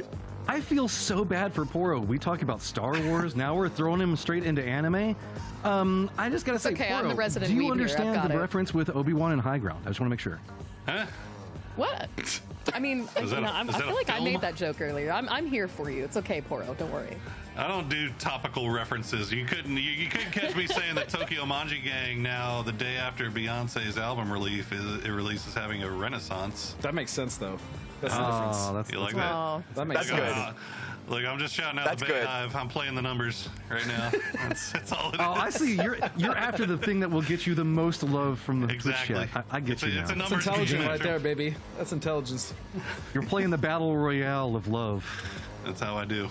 And I also appreciate Godspeed bringing up the fact that Bing Bang Boom is now prime, ready and loaded for a 70-point banger of 2 final games here.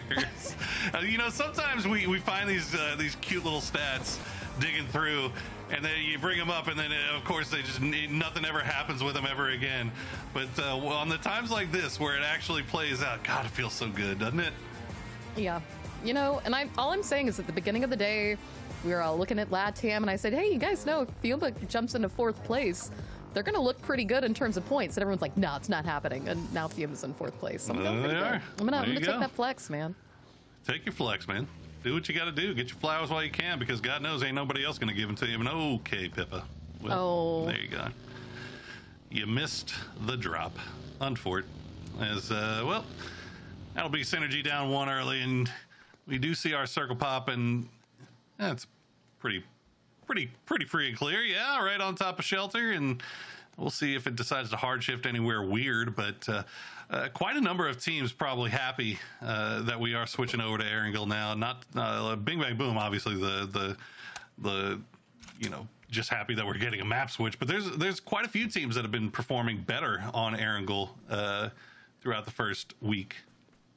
Yeah, I mean, even Fiumba. I mean, obviously, the Yahoo, this is a great circle for them, but Fiumba got one of their wins on Erangel last week. So there you go. I think a lot of opportunities for them. Teams like Dodge have been getting some big scoring on a lot of these Erangel maps, especially the ones that hang a little bit further south, like we're seeing for this one. So big scoring chances. But, I mean, Sonics have been really quick and aggressive on these rotations, coming out of Pachinki pretty early on. So my eyes, again, going to Sonics, because they are in a bit of a chase behind United now, 158 points to 172. United with that 0-point game earlier today gave an opportunity for teams to play catch up, but Sonics need to be in a position that they can score like they did that last match, last couple of matches that they've had some more higher scoring games in a game that United goes out really early. Because that's been the big issue for right now, is just giving that opportunity to win out that chase early on. Yeah, I mean, another team that's had a lot of success, took a look at TAC 8. 69 points of their 103 points that they got in week 1 were on Erangel. Obviously, one of those being that big win that they managed to secure for themselves. Interestingly enough, Sonics was doing better on Erangel in week 1, had more points on Erangel in week 1, despite the fact that they had 2 wins on Miramar. That's not very often that you see that. Well, I mean, okay, one of those wins was the one where Shrimzy and Mime kind of sent it into Al-Zahar and tried to play it as a 2-man to the late game. Yeah, the shotgun win, I think it was a 5-kill win for Sonics. They had lost H-Win and Tiggleton really early on a rotation. It was a kind of a game of what could go wrong for them, but potentially even turning into what could go right. So, but as you point out, right, a lot of those wins, they were low-kill wins for them on Miramar. Yeah, I think the other one was the one that we were playing out of Chuma that we were talking about last game. So, oh, goodness. Okay, Extreme. Good grief. I'm just getting absolutely dominated there. We'll see if SCG decides to hop in the vehicles and go take that. Yep, there you go. Like, do we want this? Let's go. We know that they're going to be there really quickly. You better hop in the vehicle. I love how they're not just sending one person. They're actually not going to send anybody at all. They're just like, you know what? We don't want it. Just go ahead and get the res on Mime. He learned. Yeah, you know, maybe they just weren't fully married to this position, realized who they knocked, and thought, you know, let's get into a different spot before the retaliation comes. As you see, it actually does that damage. Shrimzy is getting Neferhor, who is going to find the knock onto Neferhor, gets Extreme and Richie B both down to half. That's a quick flush for Nefs. Sonics retaliating in full to Short Circuit Gaming. I guess don't knock Mime. They do not. That is not something that they will stand for. As it says, unfortunately, Neff going to be the. I think was Neff even the one that got the knock. I think he might have been. As a sweet revenge there for Sonics. As we check it with Just Too Easy, getting a little close to Bing Bang Boom. They're coming in on that north side of Death Road. Now Dodge has a 2-2 split. just on the low ground of Death Road there with the compound, so this should be pretty free for Just Too Easy. And look at that, even get a crate, a little lanyap. Yeah, this is nice. Death Road earlier on. Always good to get this out of the way while you can, because we've already had a game finish here, and it was a really rough going for a lot of teams. Now, my eyes really focusing on what's been happening here with Synergy and TMG. Synergy, excuse me, lost Pippa early on to Young Kings, who stole a vehicle and then just took it straight to Ferry Pier. They didn't even stay in this area. And so now as TMG is coming down into their wrap for zone, driving just through the middle of Synergy. 34 Pacific bluefin tunas by length. I swear. Yeah, you know, our stats guy just comes up with the most fantastic. Oh my goodness, Hallow, my bad. Okay, well, maybe Synergy didn't want this, as now Benya, he's got Danny out there, but Benya just gonna have to hold this by himself as the push comes in from Hallow, my bad. Now, be careful here, TM. You're getting some points here, you're getting some kills, but don't give away anything for free by just giving the man a 1v1. Sell it, creeping by. Oh, drive-by? Oh, goes down. Benya doesn't go for the flush just yet. Hallow, my bad. Oh, US gonna be enough to protect him. There you go. Colton will clean that up, as now Silzen finds himself by himself, and that should be 3 kills now for TM, and they'll get Zealot up and not too shabby. Oh, I'm sorry, 2 kills for TM. You know, I mean, TM's been in the chase versus Synergy on the kill on the leaderboard, and especially if they've been keeping an eye on the leaderboard stats, probably saw, hey, this is that team. We really need to do something about it. Taking them out, I mean, that's going to give them more opportunities. We've seen the team has just continued to find scoring chances throughout today and has had a bit of a leap on the leaderboard. I think they started out in 12th. If I'm not mistaken. So continuing that climb above Synergy, then they'll have to start taking the push to Bing Bang Boom if Bing Bang Boom doesn't put down that 70-point game as the desk predicted. I'm telling you, it's going to happen. It's been happening every day so far. Why not have it happen here in week number 2 with Silzen just being the best Bush. But he is also very far from Circle, so, and probably has no vehicle. And TM really wants to kill him. Things aren't looking great, is what I'm trying to say. For Silzen. I mean, he's got 4 first aid kits, 10 bandages. Yeah. I mean, assuming that TM just leaves him and doesn't spot him, then he could probably make it. And it looks like they're gonna give him up here and make their way into the circle. But long road ahead here for Silzen. Long lonely road ahead. He's got 1.5 kilometers to get to zone. Yeah, it's a lot of walking, bud. he's gonna be hoofing it. Meanwhile, Wildcard's been kind of hanging out here on the north side. Just kind of, I don't want to say camp, but they've just been sitting here. They've been waiting for something. And Spicy Fish has now made their way over, but Spicy Fish look like they're avoiding the street. I don't know if they suss this out or if they just being I'm not sure. Yeah, just cautious in general, I guess. I don't know. Well, Wildcard do have Greg already across the river, so if Greg can spot that out, there'll be a quick turnaround for Nikus and the rest of the team. It looks like Nikus might have also figured this out too, as Adam and Waikikimukau starting to close the gap. Pat Cap's driving right past them, though. Adam just might be able to get a line of sight here. There you go. Just as Pat Cap's cresting the hill, shots out. Adam only gonna connect half, does find the knock. It's a headshot that does it in for Pat Caps. Immediately switching that Mini 14, using the opportunity to get that quick flush. And that's gonna put the rest of Spicy Fish way away from this bridge, but again, Greg shot across the water, so there's still line of sight potential for this fight on to Spicy Fish as you can start to see damage coming out from across the way. I mean, look, you call it what you want to. Wildcard needs some points, and doing this bridge camp, obviously, probably unexpected by most teams. Definitely unexpected by Spicy Fish. They'll be able to pull off of this now, and it looks like Wildcard's just going to go ahead and take their point and move on. But this is kind of stuff that Wildcard needs to be doing. Yeah, there you go. And a little bit of blue damage, but it's not going to be too much. And that positioning that Greg Shot has. It's going to give them a freebie to continue getting into zone. But, oh, I mean, Poor, you just called out that shift. We're pulling hard into Milta. Not going to looking likely to be a prison finish, but with that much water into play, that's really going to cut off a lot of ground. So we've got to think ahead to that phase 4 shift away from water. And so United could potentially have a good position as they play the high ground just outside of Lumberyard, and still a lot of opportunity for some of those teams like TAC-8, like Trogloditas to backfill those northern positions in this zone as well. Yeah, 22 getting kind of a center circle position here, and a little 2-2 on the edge of Milta is just too easy. Going to try to run into them if they can hold on to this. They've been having mixed results so far today. They had one game where they did very, very well with that center circle spot, and one game where they kind of fell apart on them as they're holding strong right now. Dean Zera picking up 2 knocks as the 2-2 will hold. And look at this, United from over the top going to be taking putting the work into just too easy, giving 22 a little bit of assistance here as Dean will get traded down by Arita. Haven, Vinny, the last 2 up now for 22.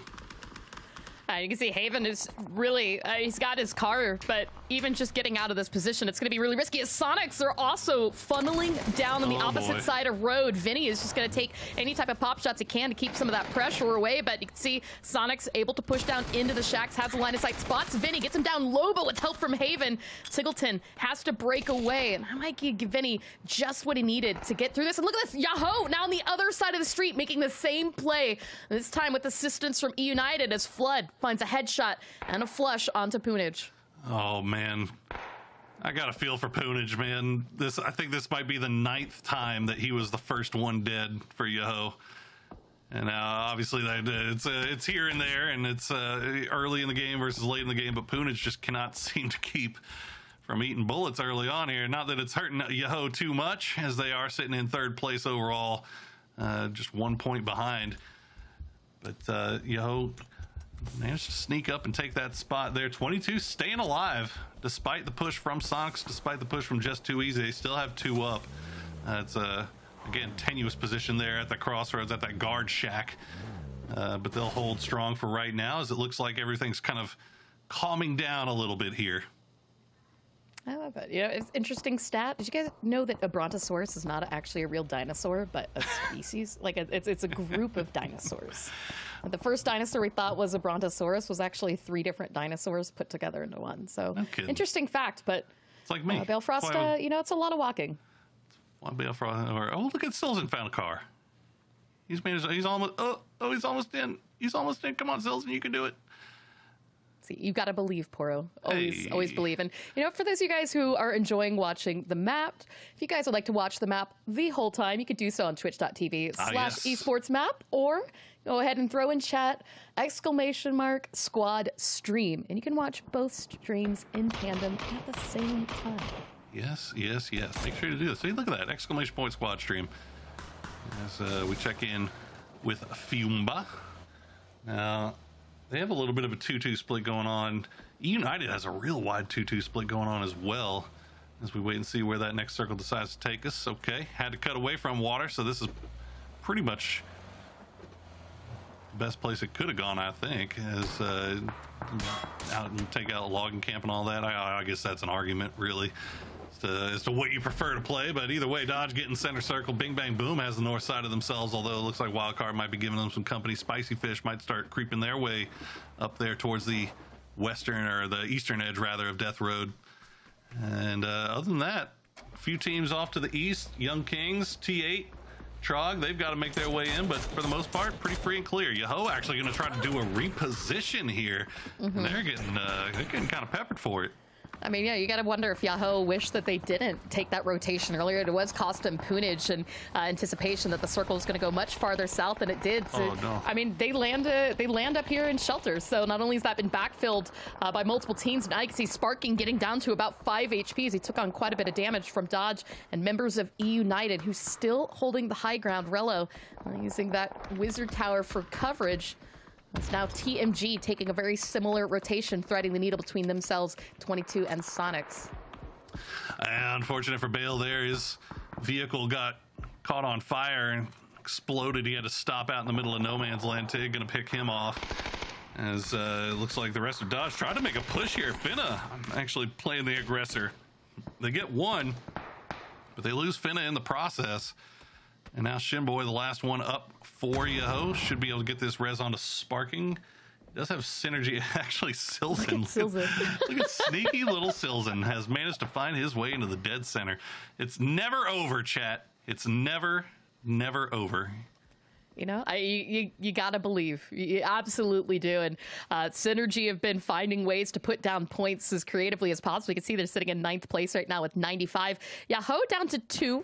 No kills on the board. But from this position, it does allot them some opportunity if the circle can give them a couple more favors moving forward. But Young Kings very late into the zone, coming in from the blue, are going to push Roth away. As you can see, Roth down to about 38 HP. One more hit of 18 damage was almost enough. Luckily, the boosters going to keep Roth going. 8 HP. 8. Roth, don't crash that car. It's going to knock you out. He's fine. What a wrap from Young Kings, though. They came all the way from, southeast of Milta. And they just wrapped in the blue, came out of nowhere, took Bing Bang Boom kind of by surprise, and I can't really blame them. I mean, you don't really expect anybody to be coming out of the blue at 16 minutes in, but they managed to get Roth out of there, keep everybody up, and now they'll have to reposition here a little bit. Looks like Wildcard started creeping out here to see if maybe they could take advantage of the situation, but Nico's going to send it back in as Oldless will retreat. And the circle, we donut, center up once again, so Dodge still dead center with 3 up, and Yoho, they uncomfortable neighbors for the time being. I mean, just everything from the S and Shelter, if you kind of draw a diagonal straight to TMG, everything from there to the left is flat ground, open terrain as far as the eyes can see. You have a little bit of dips kind of out by Capitan, but not much else in terms of coverage. And so a lot of the teams may potentially opt to stay on the eastern side of this and play more of that high ground terrain with some more ridge lines coverage, got a couple of rock boulders, lots of trees in terms of protection, or challenge one of the entrance points for Shelters. Right now, Bing Bang Boom manages to hold that position. We can see there along the edge, outside of prison, Wildcard Troglodytes, the fight that we've been anticipating for quite some time, still not yet coming out. Adam has been spotted by Kill Demo. Waiting for that opportune moment. Finds him. Adam jumps right into his bullets, and that's an easy knock for Troglodytes. Adam, unfortunately, doesn't have the support. The rest of the team has already moved on, and it looks like they're just going to have to abandon him for right now. But as I say that, Greg Shot actually could potentially be wrapping back around and might try to keep him up in the game. Good clean spray from Trog right there, as they're going to lay down some smoke here. Start setting up something to fight around. We got a number of fights really breaking off all over the place. Posa going to get taken low by Nikos, and it's going to be Hooligan that actually does it in, as TAC 8 has found an angle onto this as well. You can see the kill feed is lighting up. You've got the south side, you've got Sonics, TMG, what's left of Short Circuit there, trying to come to a head on the south side. TMG in a space to do a little bit of gatekeeping. They also have a trailer that's coming up as well. Meanwhile, Trog and Wildcard fighting over prison, overseen by TAC 8. Young Kings, meanwhile, back in the vehicle, starting to wrap over towards this eastern area, as they have not found a way to break in through Bing Bang Boom just yet. And as Sonics did get that last player of SCG, they still have to focus on what's left of TMG as well to get into the zone. Hello, my bad, trapped out just on the other side of their compound as the last of TMG across the street with line of sight into the zone. Still getting that support from E United, but this fight with Troglodytes and Wildcard, I mean, the rescue attempt just wasn't meant to happen here. Nikus is the last one still up for Wildcard. That does have a little bit better footing in the zone as he has the high ground. Necro looking at Waikikamuka, but there you go.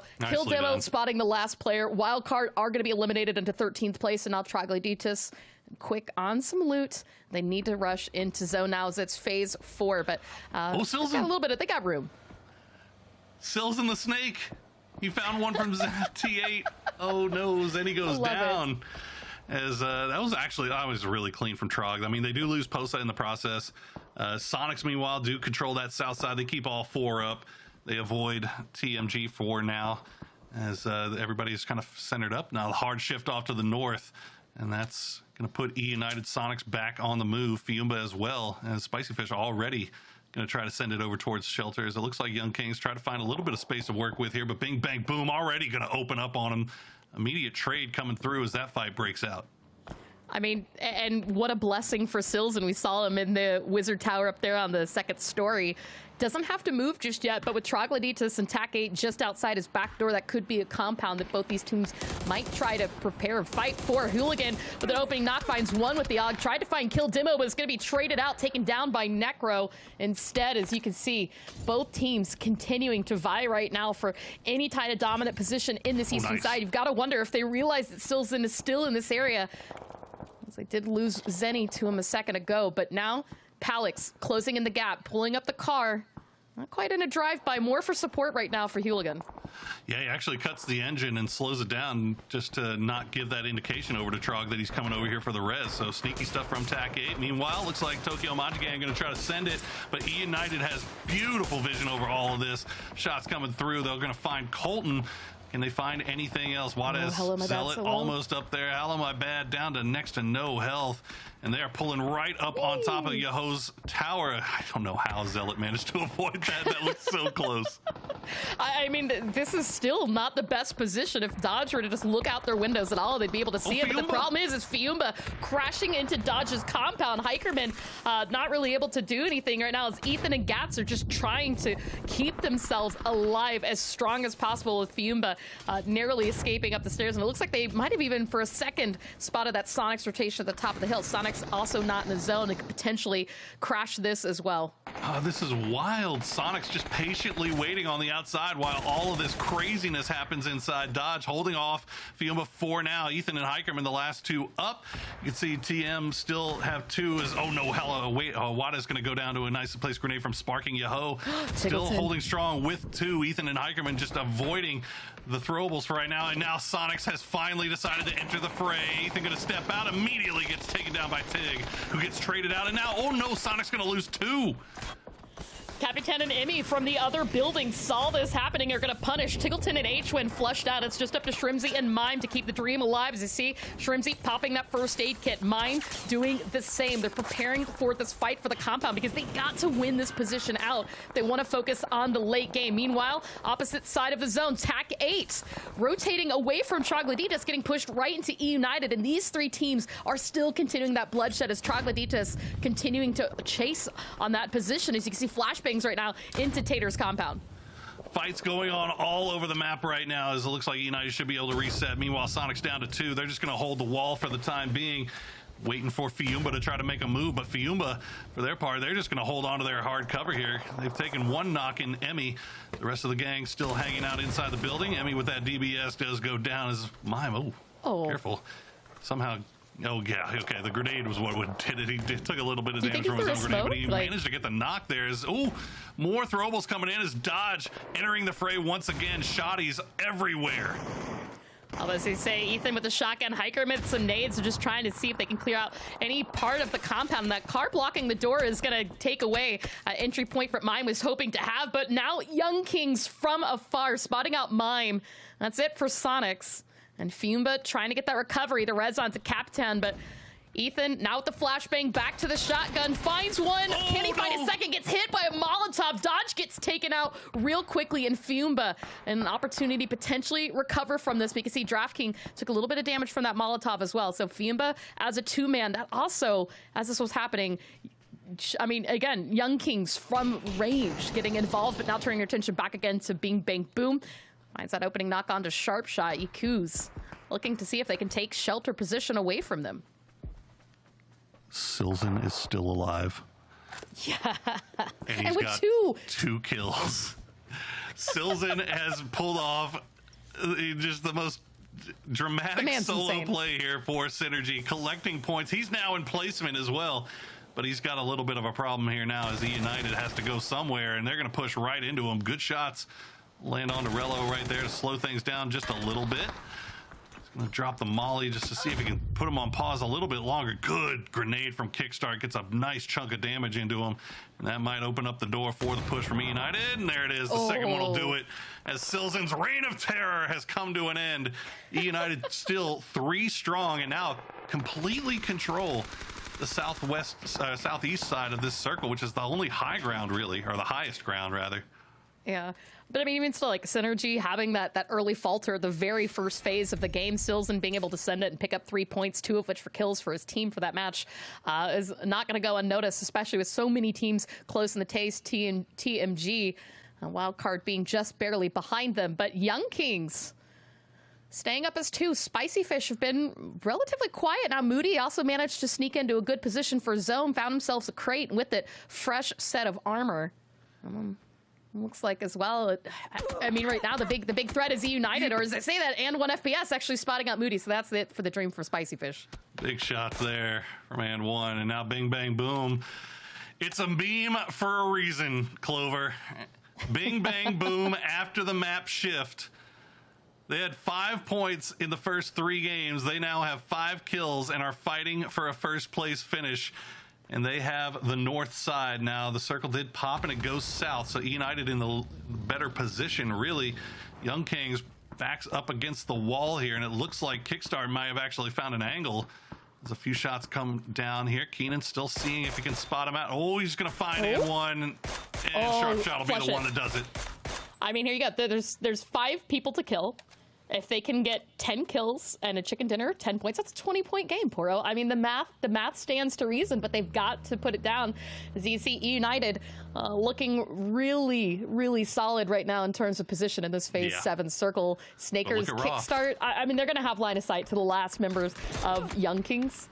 Oh, and a little bit of line of sight onto Roth as he does get knocked down. Snakers finds him here, tries to find the trade. Keenan, spotted back out as well, but the hill just offering him enough coverage. You can see the last little bit of utility coming out from Snakers trying to do something about it. Ikuz has been spotted from Kickstart as well. We may have cast a curse. Bing bang boom right now as E United 10 kills. Looking for another chicken dinner. United had the better position this whole time. I was saying if Bing Bang Boom could pull it off, it'd be something special here. Sharp Shot now in a 1v2. Relo and Snakers. Crackhead Snakers, can he find another one? As he is on fire this tournament. And Sharp Shot getting a little bit of damage back into his... Oh my God, Sharp! Turn it into a 1v1, and he's back on the move. He's got heals. 1v1, Sharp Shot versus Relo. Who do you like, chat? Oh, and Relo's got a broken vest, as you can see, gets those last few shots into Roth, making sure that they're securing every kill he has. He knows exactly where Sharp Shot is, and see, switching to that Mini 14. Trying to use that, I believe, is the 4X up on the barrel, landing those shots, and some extra smokes right now for teammates, trying to get a little bit closer, maybe close the gap just a little bit between him and Sharp Shot, or maybe potentially preventing Sharp Shot from getting another kill right now, as Relo just waiting, seeing if he get that peek. Oh, spots him for a second, just a little too slow. Oh, they're so good, dude. They're so good. Just instantly trading headshots. As this is going to be a scrap for the ages here. Sharpshot actually pulling away. He's going to try to go for the reposition. Can Relo actually? He can get this res on the kickstart here and turn this into a 2v1. I mean, like the Sharp Shot just instantly going around wide. He knew that position had been compromised. And as Relo, as you called, focusing on potentially getting this res, 9 seconds and counting down. And this is out of the line of sight of Sharp Shot. So with 4 seconds to go, this res is happening, turning this back into a 2v1. Kickstart should have enough time to recover. And now you can see Relo, is going to get hit, but that should give him the information of knowing exactly where Sharp Shot is. But again, look at this, fast on the toes. He's moving again. He's not making this easy for them. He is ducking and weaving and just moving like a butterfly, stinging like a bee right now. But that was a slick play from Kickstart and Relo, making sure that they pulled on the other side of that rock, knowing that they just got the read that Sharp Shot was going to try to go from the other side here. As Relo, they're just hanging out on this rock. They're like, okay, where's he going to be from this time? And now he's over here. Okay, we spot him. He does it and lands another headshot, and he's on the move yet again. I mean, the best part too is I mean, these are all friends. These are people who have known each other and played together for a really long time. So you know that it's one of those, you can't let them win. You just can't. No, absolutely not. Kickstart and Sharp Shot just both played for Team USA in the PNC, so very recent teammates here as Sharp Shot's on the move once again.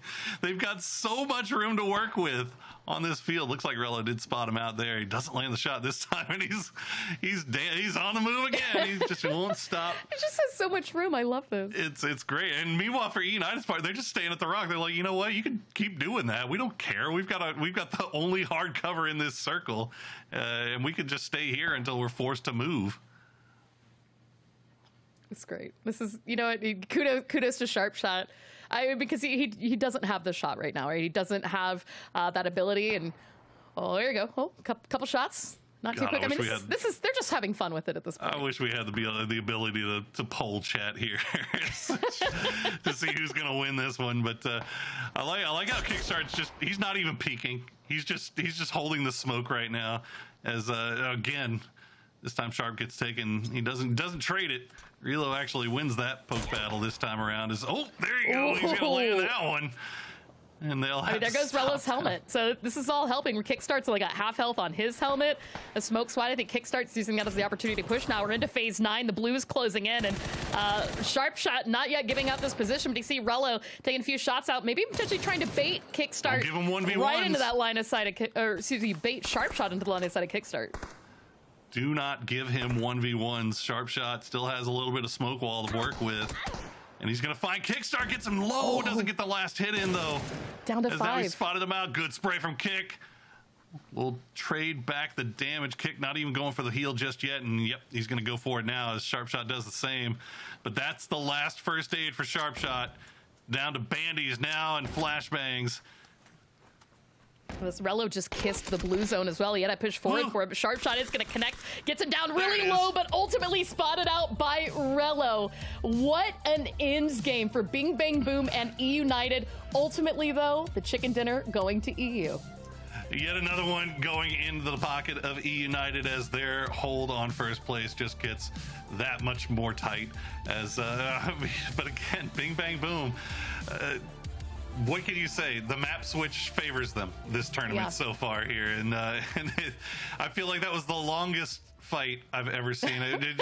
Imagine if Sharp had been able to get the line of sight on a Kick when he was knocked though, and get the flush. He managed to get one on I think it was Snakers. It's been so far back that I can't even remember who it was, but he was able to get one. Couldn't get the second one though.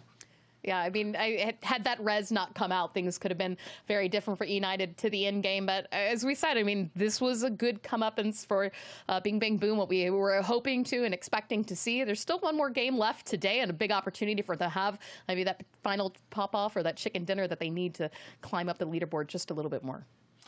Well, we are going to take a quick break. When we come back, we'll get ready for the final game of the day. But just another reminder that PCS7 registration is now open. You can go check out na.pubgesports.com to go and see all the information about how to register your team, where you can qualify for trying to fight for those PGC points and $250,000 in prize money. So make sure you go sign up now, na.pubgesports.com. We will take a quick break. When we get back, Analyst S will take us into game number 5.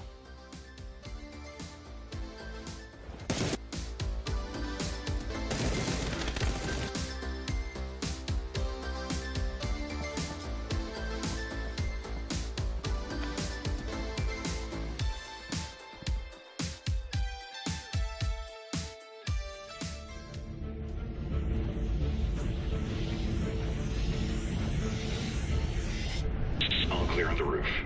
Heading back down. Roger. Hurry up. We need to move. Just make sure I don't take a bullet in the back. Looking good. Keep it steady. I hear footsteps. I got a bad feeling.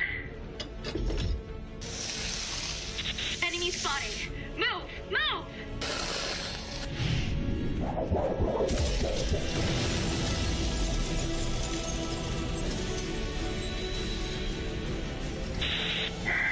You're going up next time.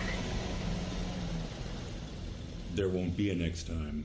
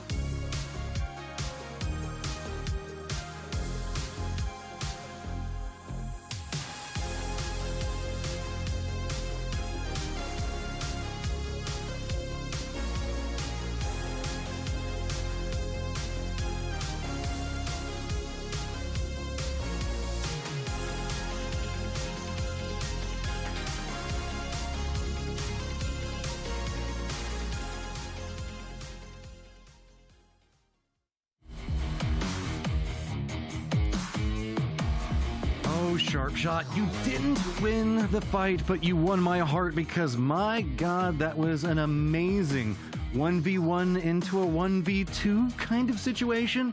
A lot of back and forth, and we're going to jump into a technical breakdown of that as it goes. But memes are memes, as Puro said, for a reason, because Cam, BBB.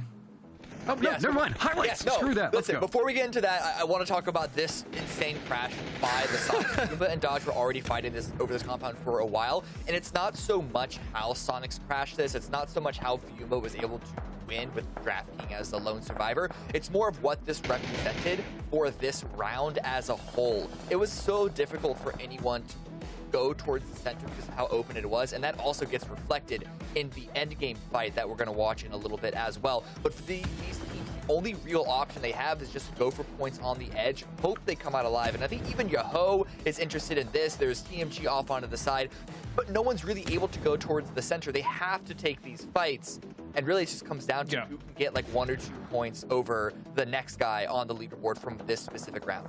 It's also like a play like this for these teams is basically like, look, we don't want to sit on the edge and languish, right? We don't want to just get kind of picked off as we try to survive. It's better to just take the crash, try to get, you know, essentially the game-winning play, survive, and then move up the hill from there. Obviously, for all the teams involved, it didn't really work out because I think, as you said, DraftKings was the only one to make it out of this. But yeah, this is the type of play that you make towards the end of the day. You know it's going to be rough, but it's just one of those necessary things that needs to be done.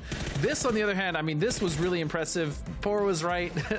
BBB finally fully charged up, and they were able to take it to the final fight here against United. And honestly, I feel like both parties played this about as well as they could, right? Sharp wasn't making it easy, as you said. You're absolutely correct, against United, but United also wasn't really giving much up for Sharp to really kind of take. So this was a really clean fight, I think, from both parties, and I'm not surprised that United won. It was a 2-on-1. Yeah. Especially when the revive on the Kickstart came through. Yeah, that was huge. 1v1 between Rello and Sharp Shot. The thing is that while this might not be the most entertaining, action-packed ending for the viewers, United played it to not give up a single moment. They dragged that out as long as they could because they didn't want to like slip up. They didn't want to try and go fast. They didn't want to get impatient and give Sharp Shot an opening in order to steal this away from them. So, as you said, very well played by them, even if it wasn't the flashiest. Also, United though. Oh, sorry, I was going to say quickly before Matt steps in here. Huge shout out to Young Kings. I mean, that was a big game for them. They've kind of needed a big game to get back on track, and that was good. It was really good. Nice to see Young Kings back in the top 3. Yep, and we got E United still holding on to the first, but Bing Bang Boom now tied up to Young Kings, and I feel like it's only going to get more interesting from here. If I remember, Bing Bang Boom started the day in 5th, which is only 3 points, so they can at least catch up back to where they were. That's the most Bing Bang Boomy thing that I think that we can hear. I've got a question for you, right? Okay, been making Cam do some hot takes, so I'm gonna do it to you guys. I like it. Oh, I thought this was for Cam. I know. See, it's all fun and good whenever Cam has to do it. If the 2v1 didn't happen and it just stayed a 1v1 and the res did not come through, would Sharp Shot have won it? What do you think? I think it's a coin flip, 50-50 between Rello and Sharp. Oh man, that's. All right, I'm flipping the coin right now, heads or tails. I'll give that one. I think maybe Relo with the high ground and positioning maybe would have won that because he also had trees to kind of bounce off. Sharp had to come off of low ground, and he realistically only had one like good tree to sit behind. So I think I guess I give it to Relo. But even in that 2v1, man, Sharp almost knocked I think both of them at one point. So Cam, tell me how he's wrong. Yeah, I mean, he mentioned at the very end, Sharp was landing some amazing shots. Sharp is an incredibly clutch player. In the very end, he just seems to be able to pull out some extra ability that other players don't have easy access to. Well, we do have Poro and Clover that have now joined us. I gotta say, great job on handling the 1v1 into the 2v1 and all of the action of the last game, because that was about the longest 2v1 I think that we've seen in a while. That was a heck of a fight, man. Sharp was giving him everything they could handle, and I mean, he was doing exactly what he should do, like Godspeed said. I mean, they played it both about as well as they could. I mean, Rello realized that he had the hard cover, he had the rock, never left it. Sharp realized that every time he peeks, he's gonna have to reposition. He doesn't want a hard peek reload because the guy's nuts. And then he also kind of, once the res came in, it was just kind of a matter of time. But Sharp gave him everything they could handle. Agreed. There's a 100%. lot going into this last game. We're just patiently waiting for the circle to pop. We can't even get to the circle pop because we're already getting fights. So I guess we're and gone. It's Synergy and again. Go ahead and take the shots. Okay, circle's now popped. Bye, guys. There you go. Well, and you know what? It's Silzen. Yeah, I was gonna say Silzen's a survivor, man. We learned that last game, and I think Extreme just took a little bit of a spray with that UMP, but Silzen gets out of there just fine. We're going back down to the southwest, Miss Clover, and again, I'm excited to see if Bing Bang Boom can keep the tradition alive. But I got to point out, this is yet another 40-plus point day. 40-plus point day for E United and another 40-plus point day for Sonics. They have been so damn consistent with getting those 40-plus point days, and it's just nuts. Nobody is anywhere near them. No, and you know, it's coming from both the combination of the late game performance and kills. Obviously, United have been doing really good in terms of kills today with multiple double-digit scoring games. Sonics finally, as you pointed out earlier in the day, breaking that double-digit drought that they had been having throughout this event thus far, and closing in the gap. I say closing 163 to 195. United really looking to potentially break the 200 barrier at the end of today, but I mean, that does make things a lot harder for other teams to chase. Now, Yahoo tied with Sonics, and they have also been having some really big scoring games, but they've also started to falter and had a couple of really poor performances. So looking to see if they can clean that one up, too. And, ooh, look at that face, Poro. Look at, hey, it's me. That's by height. How tall are you, Poro? 6'5". I am 6'5". See, this is what you get when you talk about the stats guy measuring things in fun units of measure. That's I want to know the next one. I want to know how tall it is in Clovers. All right, I'm 172 centimeters. I'm 5'8". Like let's get those stats. Well, there you go. It's not near. It's actually way more Clovers than it is Poros, if we're being honest. But, I never thought I was short until I started standing and cast with you guys. Yeah, PUBG casters in general, super tall. Like we got a ridiculously large amount of tall casters in the PUBG scene. EU, NA, pretty much everywhere. We got I love James, but he does bring the average down for you a little bit. Well, you still got Martin. Yeah, that's true. I guess that balance is there. Well, Synergy and SCG brushing close by each other. Did they actually get a tire? Yeah, they did. Okay. Fortunately for Pippa, he was far enough away and was not Synergy or Short Circuit rather was not able to follow up on that spin out. So a little bit of luck goes a long way here if you're Synergy, especially considering what they went through their last game, getting everybody knocked off early. But that being said, Silzen still managed to put together a nice little stack of points for him right now as they're still trying to fight their way into the top 8. Yeah, and of course we even saw just getting that priority compound of dumplings, the series of buildings at the base of Chopsticks. Probably one of my favorite named compounds. There you go. It is a fun name, isn't it? Yeah. And then you got TM running by Invisibles right now. Absolutely. Okay, here's the thing. TMG had been needing the points. They've been putting the work in right now, 93. The biggest issue for them is that Synergy has continued to find points. They found late game. They found kills. I mean, when we really look back at all of the matches today, I can't really think of a single one where Synergy hasn't been involved in some sort of fight that they've been rewarded for. And that's what's been making things really difficult, like teams like TMG, Wildcard, Spicy Fish that have remained in the chase, is that they're still allowing Synergy to put points on the board. And so in the little bit of that lower chase, there's a big shelf difference in terms of PGC points for teams that are a little bit lower down on the leaderboard. But thing to keep in mind and later, obviously, as we continue to talk about that LATAM chase for that PGC spot going into PCS 7. Yeah, definitely some big movers and shakers here. We haven't really gotten a chance to talk too much about the other end of that spectrum, which is teams like Dodge up there in 5th place. Only 8 points on the day today. Definitely a forgettable day here for Dodge, or at least a forgettable first 4 games. Maybe they could turn it around here in game number 5, but Dodge having a rough day. TAC 8 kind of coming back down to earth a little bit. Trog still only 12. Well, I guess Trog's sitting more down towards the bottom of the leaderboard, so I guess that shouldn't be too much of a surprise. But yeah, I mean, Bing Bang Boom, they had that rough first 3. They turned it around here in game 4, as hopefully they can get something going here in game 5 and kind of pull things back together here today, as we see Oldest kind of scouting out that Harry Potter Tower, the rest of his team up in Gatka. But should have some pretty decent information here for the boys and let them know that this is free up here on the hill, but they've got to deal with Juarez and Hello My Bad from the suddenly hot Tokyo Manji gang. Absolutely. And, you know, real quick, because while we've got it on, the difference between 8th place, which is TAC 8 with 116, and 4th place, which is Fiumba with 136 points, is the difference of 50 PGC points and 120 PGC points. So Fiumba holding this position is absolutely huge for them because they're coming into this event with nothing on the board. They didn't have ESL 1 performance or PCS 6, as they were together primarily as KPI at that time.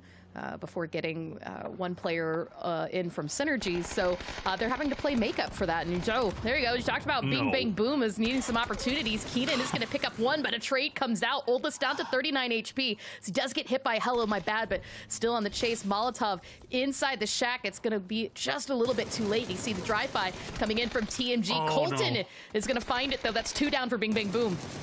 Oh, this all started off with a bolty shot from Sharp Shot to get the first knock. And now all of a sudden it's falling apart here for Bing Bang Boom. They will lose 2. There is a nice spray from Zealot.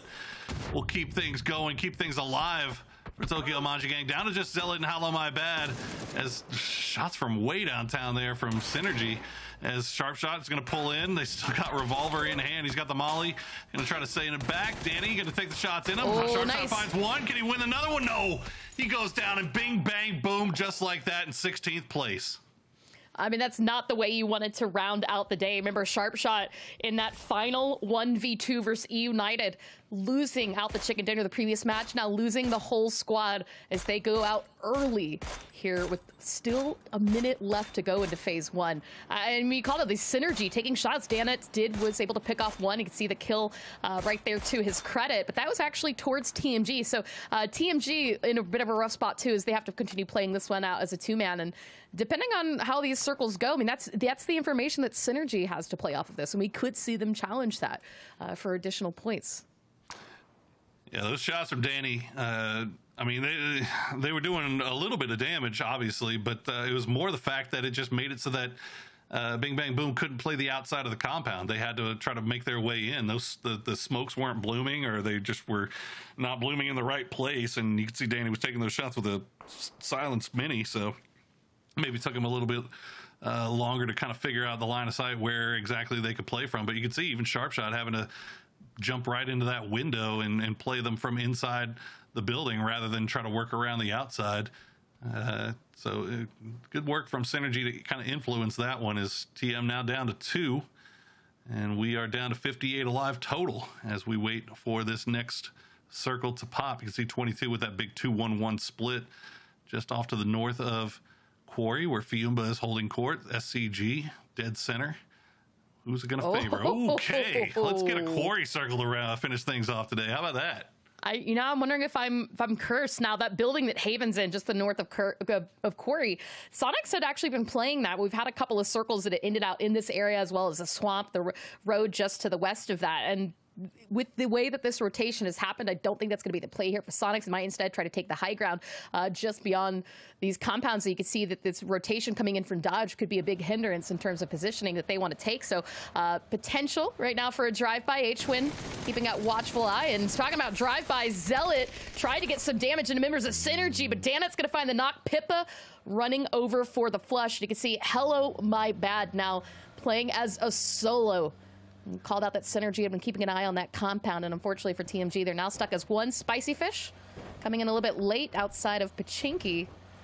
But this wrap from Sonics, I mean, they're going to be able to get in just about where they want. And I think right now the call might even be for this high ground. They love playing this hilltop Poro if they can get to it in time. Yeah, looks like they're just going to go ahead and take the warehouse. It's an easy play, safe play, late game play here for Sonics, and we take those all day long as they will just set up shop here. You can see Hello My Bad has made his way onto that hilltop that you were just talking about off to the north. SCG 4 deep just on the eastern edge of Quarry. Fiumba, meanwhile, they've got a firm grasp on all four corners of Quarry. Yoho, meanwhile, at the gas station. Spicy Fish making their way just past, and it looks like Spicy Fish actually getting out of there just in the nick of time, so things opening up for Yoho as they try to take the shots at a rotating Spicy Fish in the middle of the open field. Sparking shots going through. Okay, Icy Flex. I love it. There you go. And you know what? You didn't even say spicy. I didn't. I guess it is. You know, it is kind of spicy time. Flex if you think about it. I'm gonna start saying it because it's true. I held it all. I held my tongue this time around. As we see, United, they're coming into the north side of Primorsk. I do like this though. I mean, there's ridge lines, there's hills for them to play from. If they can't ever have the eastern control, the south is oftentimes what we see them opt for at Erangel. So I think this would give something a little bit of comfortable position, especially if the circle holds down towards Primorsk one more phase. Yeah, they also got free path into the north there. I mean, Young Kings is up there, but right now this is the problem at hand. Wildcard coming in from that north side, that northwest coast, and they run into just too easy in the compound. Good grenade. Will knock Adam low, but doesn't get the knock, and Greg shot will find Haritha. Good stuff from him. The rest of Wildcard starting to arrive. These fights have not been going in Wildcard's favor so far. This could be a good way to get things back on track here in the final game of the day. Nico's going to get taken down by Kalnix as the trade comes through. Hasn't been flushed just yet. Adam will smoke him off just to slow things down just a little bit. You can see Cal off in the distance with that mini trying to provide some overwatch. Yeah, he was able to get that flush. Cal ends up position. You can see Haritha has been taken down, and Greg shot holding another angle, trying to make sure that they've got that information to make sure that this res can go out without a hitch. And looks like actually Cal's going to have to take a quick healing break, some painkillers as well, because he has been taken on a little bit of fire here from Just Too Easy. As we watch the circle, you guys can, again, watch the map if you'd like. It's going to be squad stream in the chat, exclamation mark squad stream if you'd like to see both the map and the main feed at the same time. But right now, I mean, Poro, the best news, I think, for a lot of teams that this is looking to potentially pull away from Quarry, so it won't be a Quarry finish. It opens up a lot of more terrain to play from and giving some of these teams some opportunities. But this wild card and Just Too Easy fight has also been allotted a little bit extra time to play out. T8 fans getting a little bit giddy as this one's looking very similar to the game that T8 won on, I believe it was day number 3, I think it might have been. But that was a big T8 win over there by Swamp. But right now, Troglodytes, everything on the edge of Quarry starting to come to a head as 22 has arrived, and they have arrived face first into a hail of gunfire. Haven now just with Hayes 10 as Vinny and Dean's arrows already been spotted out. Just the problems just continuing here for 22 as they just cannot seem to get anything going this tournament. Again, I mean, this is a tough position for them to be, too. You just see how many line of sight that both Troglodytes and Fiumba could have on that position. And with United slowly moving in, that's going to make things even harder for 22. We might have that sight from the south. It's wildcard Just Too Easy. Continuing on there, we can see in the opposite picture-in-picture, Niku's with nades trying to do some kind of damage. Now he's going to have to take a quick break, try to get that res back onto Waikikamuka. Wildcard have managed to keep 4 up, but they're running low on resources. This fight has drawn on for quite some time. Yeah, this is... I mean, this almost feels like a fight that Wildcard needs to win. They need to be able to just straight up wipe a team like Just Too Easy. Like this is a fight that Wildcard should be able to handle pretty easily, and it is Just Too Easy for their part, slowing things down inside the compound, so it's not that cut and dry. There's a nice grenade, will get Herald. Waikikamuka now starting to push through this, see if they can find the solo player in there. It looks like Kalnix, yep, he's gonna have to come out, tries to do some damage, but goes down instantly, and they've now spotted out Coda Kid. There you go, Waikikamuka cleans it up, and just like that, Wildcard, 4 kills. And able to keep all 4 up as well and be able to take any resources they can off to Just Too Easy. But I mean, I think Just Too Easy was in a very similar position of them. They'd used so much into that fight, but now it's a full control on the western side. They've got some time for recovery. Who doesn't have is SCG right now, as they've continued to try and vie for this high ground position north side of Quarry, being challenged by Synergy. And you can see right now Pippa, Binya trying to clear out what they can. Extreme getting flushed out. Richie B being very quiet, but might have potentially been spotted up by Binya, who throws a Molotov just wide from him, but that's going to prevent the push, as Richie B is now stuck inside this container. Doesn't quite have that information to help out the rest of his teammates. Neferhor up fending for himself.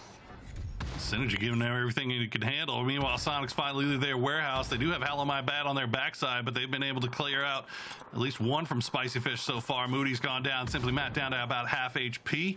Let's see Spicy Fish a little bit spread here, not having the angles maybe that they want to, that they need to take this fight back over towards Sonics. The smoke clouds going to give them a little bit of concealment here as they try to make their way in, but keep an eye on Hello My Bad. He somehow managed to snake in just behind Sonic. Oh, my. Does he know? There's no way. Oh, my God. He knows. Oh, he absolutely knows. I don't know how Hello My Bad got in there, but they snuck. Oh, Shrimzy. They read him like a book. Shrimzy puts a grenade in his pocket. Hello My Bad goes down. There you go, it's some free loot. We can see Sonics just ran to see what they could pick up from it. But on the other side of the circle, down to the south, E United had been holding on this ridge for a bit, but Young Kings, who we know like these crazy wild wraps and rotations, try to wrap around E United, and it's not going well for them. They did get a knock onto Kickstart, but with Iku's going down, it's not looking good. Young Kings just have one still up, and there you go, it's RDS, and he's just going to drive right into zone. Looks like actually was using it as an opportunity to try to get around, but the blue is going to do enough. That's it for Young Kings. Looks like I think Rello also getting that res, so they should be able to survive as a 4-man. But I mean, Poro, this Quarry setup, there's so many teams stacked on the eastern side. Yeah, Synergy still taking it to SCG. Sonic sends it into the Quarry itself, finding another warehouse as they've made up, taking up a spot next to the duo of Dodge, Gats, and Finna, spreading out a little bit to see if they can find any angles here. Meanwhile, Richie B, the last player up for that Short Circuit Gaming squad, Silzen and Pippa, the only 2 up for Synergy. So all these teams that have been scrapping, fighting, taking a long time for these fights to play out, they have been hurting each other a lot. And it wouldn't be a game in ESL 2 if it wasn't a fight between E United and Yoho. These guys have been running into each other non-stop.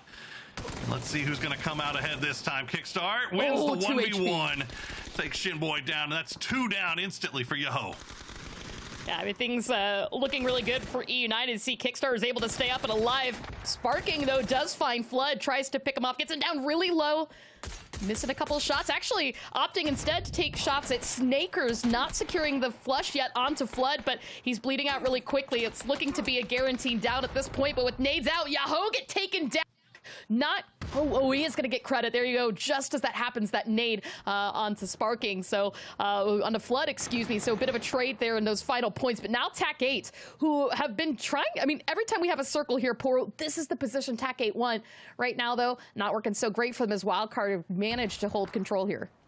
Wildcard having a great glow-up game here in the final game of the day. They managed to take out Tater. Still 4v3 there as Icy Flex gets spotted by Gats in the blue. And will Gats get this off in time? No, he won't. Okay, he's going to go down to blue. And that's going to be Finna now, the last player up for Dodge. Now, keep in mind, Sonic's making their way out of Quarry, still 4 strong. They've got to get into this circle. Got a couple of solos on their north and south side. Hayes 10 still up 422. He could strike at any moment. United still 3 strong coming in from the south side. Wildcard still 4 strong. This could be a great game for Wildcard, especially if they can catch E United slipping here.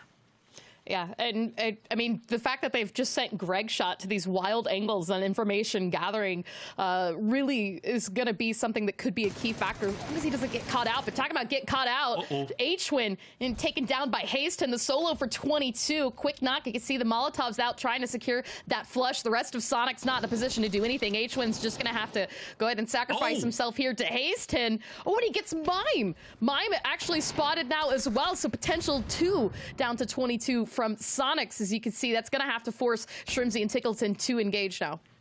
Hayes being a problem right now for these Sonics as they really need to clean him up before making their way back in. They can't even go for the res just yet. Oh, the blue's starting to slowly collapse, though. Hasten looks like he might just be trying to dip on out of this if possible. He knows Sonics have enough problems to deal with trying to get Mime back on his feet. Finna off to the north as well. And now look at this. You can see some more shots coming in from range. This Waikika they're going to take the fight over to E United. Rello already down. Snakers trying to go for the res. That could be a good grenade. Snakers takes, he gets taken very low. Doesn't go down yet, though.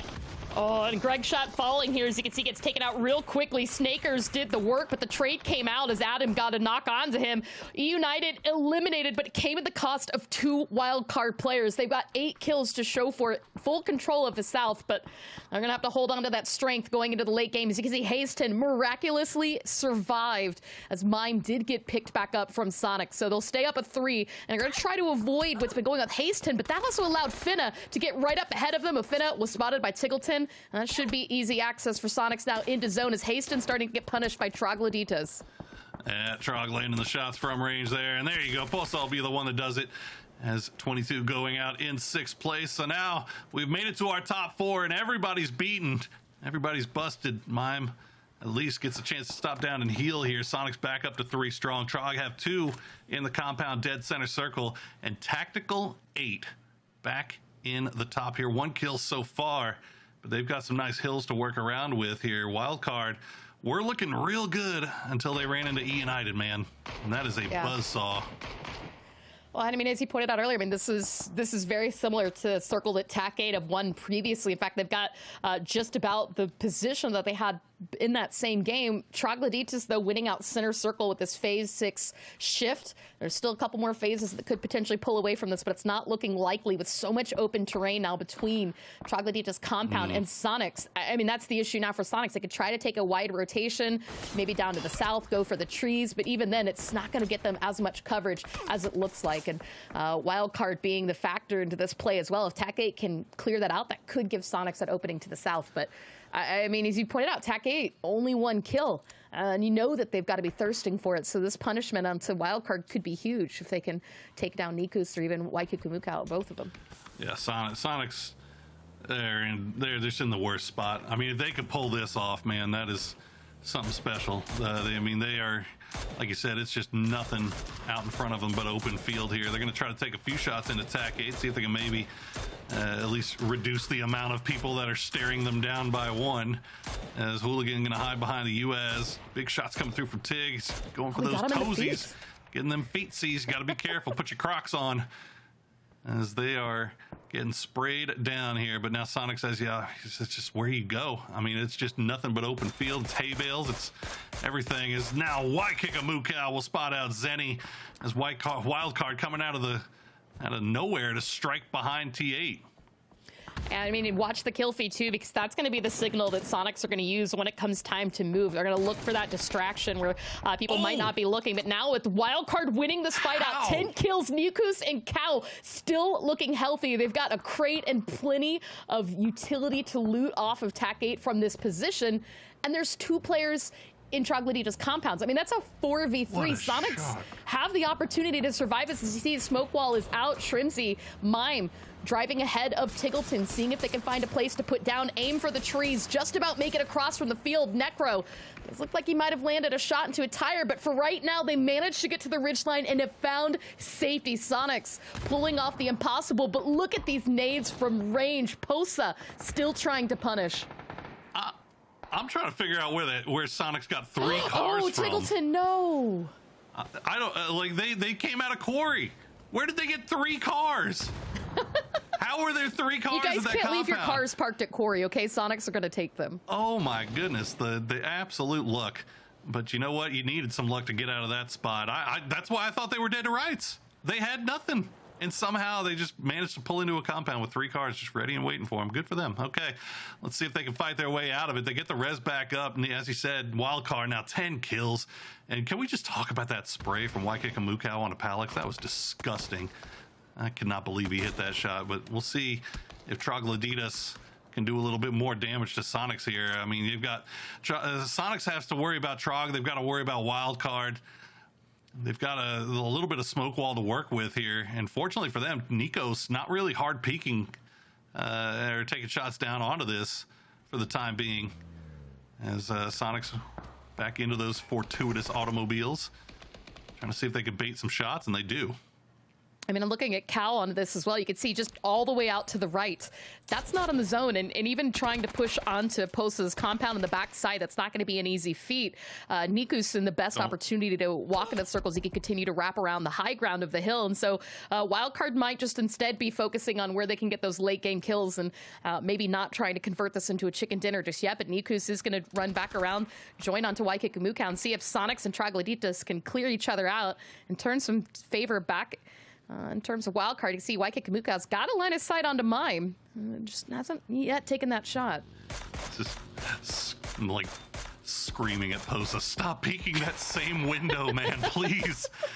There's 3 Sonics looking at you. You can only get away with it so many times. Nico's, as you said, going for that wide wrap, has a little bit of a hay bale here that he can work with. I think Wildcard, yeah, like you said, they're just waiting to see if they can get in position for whatever comes out of this compound. As Sonic's starting to make their moves here. They're going to slow things down, though. They don't have to play this super hyper aggressive. They don't have to. They probably will because they're Sonics, but they don't necessarily need to do anything crazy here. They can just get inside this circle, get inside this compound, wait to see what the next circle decides to do. I mean, we say that, but I feel like the Sonics have been slowing things down at sometimes, right? They 6 kills to themselves. It's only phase 7.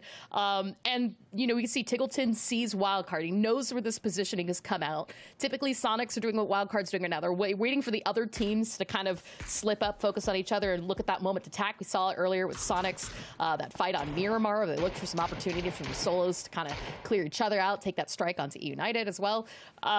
But with Trogloditas just completely dug into their singular compounds until the maybe potentially phase 8 does something here to shake this up. We really shouldn't see Sonics take anything too aggressive until we know in 5 seconds where the circle's going to go.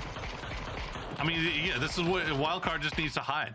Just don't do it. Just hide behind the hay bales. Don't give them anything. You know, like this is you're literally the only thing that Sonics and Trog are going to be shooting at right now is the Wildcard guys. So just get yourself some cover, hide behind that, and wait and see what the circle decides to do. Now, it does and pop. The circle did not favor them at all. It doesn't. They're going to have some work cut out for them here. They had to make the play, though. They were on that high ground. They had to go somewhere, and this was the best possible spot for them. Cal going to try to make the run, and there you go. He gets inside circle, and I don't think anybody saw him do it either, as Nico's going to do the same, as they are just on the edge now. They can just lie prone, hide, and wait it out. Oh, Posa actually is going to land a shot onto one of the Sonics members. It looks like it might have been Mime that did take that damage. So he turned, saw Posa at the last second, kind of both Trogloditas and Sonics with the member on the roof. And that's going to break Mime away from that line of sight just for a little bit and turn his attention back to Wildcard. So you can see how the 3 teams are really pressuring each other into this kind of slow chess endgame, right? No team quite yet in a position to call check. And they're not wanting to give that up yet either. And another thing, too, I mean, if anybody had a nade, these bales, one nade, and it's gone. That coverage is gone. And we have seen some sick nades from both members of Sonics and from TMG, from both Necro and Posa. So the opportunity is there. They're just not wasting that utility on Wildcard just yet. Slow late games today here on Erangel. It's like a smoke grenade, man. It's just taking forever to bloom, but when it does, boy, it is going to be something special. And worth noting here that Wildcard, look, for all intents and purposes, it has not been a great tournament for them so far. But this, if they can manage to pull this off, look at them on the leaderboard. They could make a jump, and they could be right back in the mix in that top 8. And most importantly, they could be right within striking distance of Bing Bang Boom, which is who they need to be worried the most about here in terms of PGC points in the grand scheme of things. Yeah, and too, I mean, we still have 2 days left, and a lot of opportunity. And talking about opportunity, Sonics taking advantage of Nikus, who's looking for an opportunity to get into zone. He is going to lie prone, managing right now to stay out of line of sight. Hasn't taken quite as much cover. Did find a knock, but it's quickly traded. Shrimsy picks up one. Waikikamuka found by Tiggleton, and that is what Trogloditas needed to know that now is the time to push. To see Necro and Posa immediately reposition. But they're taking their sweet time, Poro, and that was allowing that res to come out. Yeah, I mean, to be fair for Trog, it's hard to make a hard push through the compounds, you know, with all the hard cover and all the doors and all the things that Sonic's gonna be hiding behind. But look at that, Posa immediately gets a trade. Posa gonna get two, as in now all of a sudden a 2v1. Shrimzy all by himself. He's gonna find Necro, but Necro wins the fight with an AUG, and Trogloditas gets a big 8-kill win. I mean, patience was a virtue for all the teams up until the final moment of the final match of the day. But, I mean, as you say, Trogloditas took that moment. They didn't take the push, but they still were able to quickly act on the remaining members of Sonics to pick up that chicken dinner, Poro.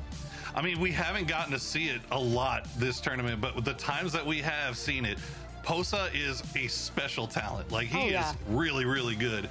And he immediately takes two of Sonic's right there, turns it into a 2v1 right off the bat, and it just gets cleaned up at the end. I mean, all credit to Sonics. They've had a fantastic day yet again. I think that might put them as the highest points of the day out of all teams, which is not surprising. That's something that we see a lot from Sonics, especially in week 2 of these tournaments when they really start turning things on. Yeah, absolutely. But you know, we also saw this story. There's a lot of middle movement on the leaderboard. Wildcard picking up some much needed points that match as well. But as you also called out, it's still so close for them as they try to take in the chase for that 8th spot seed to make sure that they secure the PGC points they need going in to PCS 7. But I mean, Poro, some wild endings, some wild games today, but fantastically played. I mean, I'm so excited for the rest of the weekend. It's been fun. It's been a lot of fun. I mean, look, E United is doing their damnedest to make it boring. But you know what? Everybody else, all the rest of the top teams in the lobby are starting to keep that chase on. As soon as United has a really good thing, there's always a response from, you know, either Yahoo or Sonics, or, you know, even some other team that's still in the chase. I mean, Fiumba in 4th, huge stuff. So it's been a lot of fun to watch these games today. We still got 2 more days left to go as well, Clover, and a lot of storylines to keep a track of. But we are done for the day. We are going to throw it over to the analyst desk to wrap us up for the night. Great job. They always are killing it whenever they're doing the cast and bringing so many insights. But we're now going to take you through the tail end of the day, which was a tale of a lot of teams at the top nomming up all the other points and feeling like teams that are in the middle of the pack in the lower end trying to scrap for what they can. And I gotta say, Wildcard there at the end made a good run for it, Cam. Yes, but I do want to push back a little bit because, yes, we had E United and Sonics that were getting a lot of wins, a lot of high points, but not just Fiumba sneaking into 2nd place there, having a couple of good middling rounds, but TMG actually getting a lot of points for themselves as well. And now we throw Wildcard into the mix. It might, like, listen, I know the shiny E United, the shiny Sonics, they look really, really nice up there, but don't forget about the small guy who, I don't know if they're in position to really contest the podium just yet. They're quite a far ways off, and I think United especially have such a lead, it's going to be almost impossible, but they're going to be giving the rest of that middle of the section a lot harder of a time staying there. Okay, well, with this, we haven't done it once today, and I'm missing it because Toffees isn't here, so I will try my best. Highlights! Highlights. Highlights! Oldless tried to go for a highlight. I respect it, yeah. I don't. What do you mean? You know, sometimes you just gotta go for the little highlight reel kill. But yeah, TMG, honestly, today and the start of this second weekend came out and did exactly what I think all of us were hoping they would do, right? That they came in, they were able to win a lot of the majority of their fights. They were able to play in the way and fashion that they had done in the regional/group qualifiers. And honestly, they looked like that team that we were excited to see. And I know we say that a lot about certain teams when they don't perform, but they truly did. And I, for one, am very glad that TM kind of, you know, got it together today. Yeah. They did lose a lot of players, but a lot of that had to do with synergy. They're partying them way off on the minimap. You can't even see them. But still, also the fact that BBB goes down there is huge because this was supposed to be their second game where they get a lot of points. And so that whole narrative has been completely removed. Here, though, this is when we start to see Wildcard. They already got a couple of points. I think they actually, I forget which team it was, but they did hold off that what's at the compound that is now outside of the blue, but also starting to feel pressure back onto United. Something has reminded Wildcard how to play this game. They're going aggressive. They're trying to take aggressive control of the edge. Yeah. And they even wipe E United for it, which is no easy task. I just feel like Wildcard, they haven't been able to do what they're actually good at, which is just taking that space, right? And like they're a very methodical team. They're not necessarily like the most flashy, but they don't need to be. This team has always, Gas Cans, now Wildcard, have always been that team that will just get the points that they need quietly and efficiently. It hasn't been the case so much for them this event so far, but today was definitely a good start, especially the end of this game. But yeah, Trog were able to hold off Sonics here, and what a victory. I am a little sad that Necro didn't keep the AK in that game, but nonetheless, I mean, really, really well played. I think Trog overall had a really solid day. Godspeed and I were having a side conversation about some AK love and seeing Necro use it. So you don't see him. We're going to ignore the fact that he put down the AK and then won a game with it. There's no science that says anything bad about the AK in that. That's the way I'm going to continue to see it. Trogloditas, though, very rewarded with 8 kill points and going to go ahead and put them at 18 overall. Wildcard Gaming getting their 15 very needed points, but don't forget about Sonics. E United also picking up their own. So, E United still at the top, but Sonics are getting more breathing room away from Yahoo. Fuma still trying to chase up back behind that, but then it starts getting pretty murky with Dodge, Bing Bang Boom, Young Kings, and TAC 8 all fairly close to each other, all considered. Going to be back behind that. You see it tapers off again to Synergy. Don't forget teams. We started off talking today about Tokyo Manjigate. Can they succeed? They're making their climb. They can touch the left side of the leaderboard, but Wildcard Gaming needs those PGC points and needs to make it into 8th as well. We've been talking a lot, but I think it's time we get some insights on overall what's going on, and who better to do that? And we're going to jump in with Colton, because we've been talking a lot about this team so far today. So there's a lot of discussion going on around with you guys, and let's be honest, you had a very good day today in comparison to what's been going on. What was the change-up you guys made? We really just reset from our other days, came into it more confident, more ready to get kills, and yeah, we just did that. Hey, a few words, I love it. Make it very simple. Cam, what you got? I just did it. Yeah, I just did it. So one thing that I noticed is that, so on the very beginning of this whole event, you tried to lean into what gained you a lot of success in the qualifiers, which was aggressive edge control, sweeping, wiping everyone. When that wasn't as successful, you started to throw more centering positioning into your playbook, started to get a little more consistency there. Are you going to continue to lean into that? Because it looks like now you're actually might be flexing back towards the edge. I don't know. Maybe I'm asking for too much of like elite strategy here, but I know that this is a work in progress for you guys, and I'd love to hear your own your mindset on how this is forming for you guys adjusting to this new grand final lobby. So it really comes down to what the circles give us. Sometimes the circle forces us to play edge. Sometimes, you know, if you get a center circle, you're going to play it out of the center because that's the preferred way to play it. And yeah, we got a lot better, in my opinion, circles today. We threw a lot of threw a lot of games out of good spots in center. We haven't been really an edge playing team, only out of necessity. Sometimes group stage and our round of 16 will do that to you with teams not moving. You kind of forced to fight them on the edge. They don't rotate in, they don't take their prio, so you're just forced to fight them. But in this, teams will move. You can backfill and play out of center a lot more. Awesome. Well, honestly, I really love this roster. Hello, my bad, Wadas, I think have been really great. But the one thing that I've noticed, Colton, is like you and Zealot have this like really crazy chemistry, and I feel like every time it's been you two making plays together, it's been pretty successful overall for the team. Is that like, was that planned, or is that something that just kind of happened naturally over time as the roster started to play together?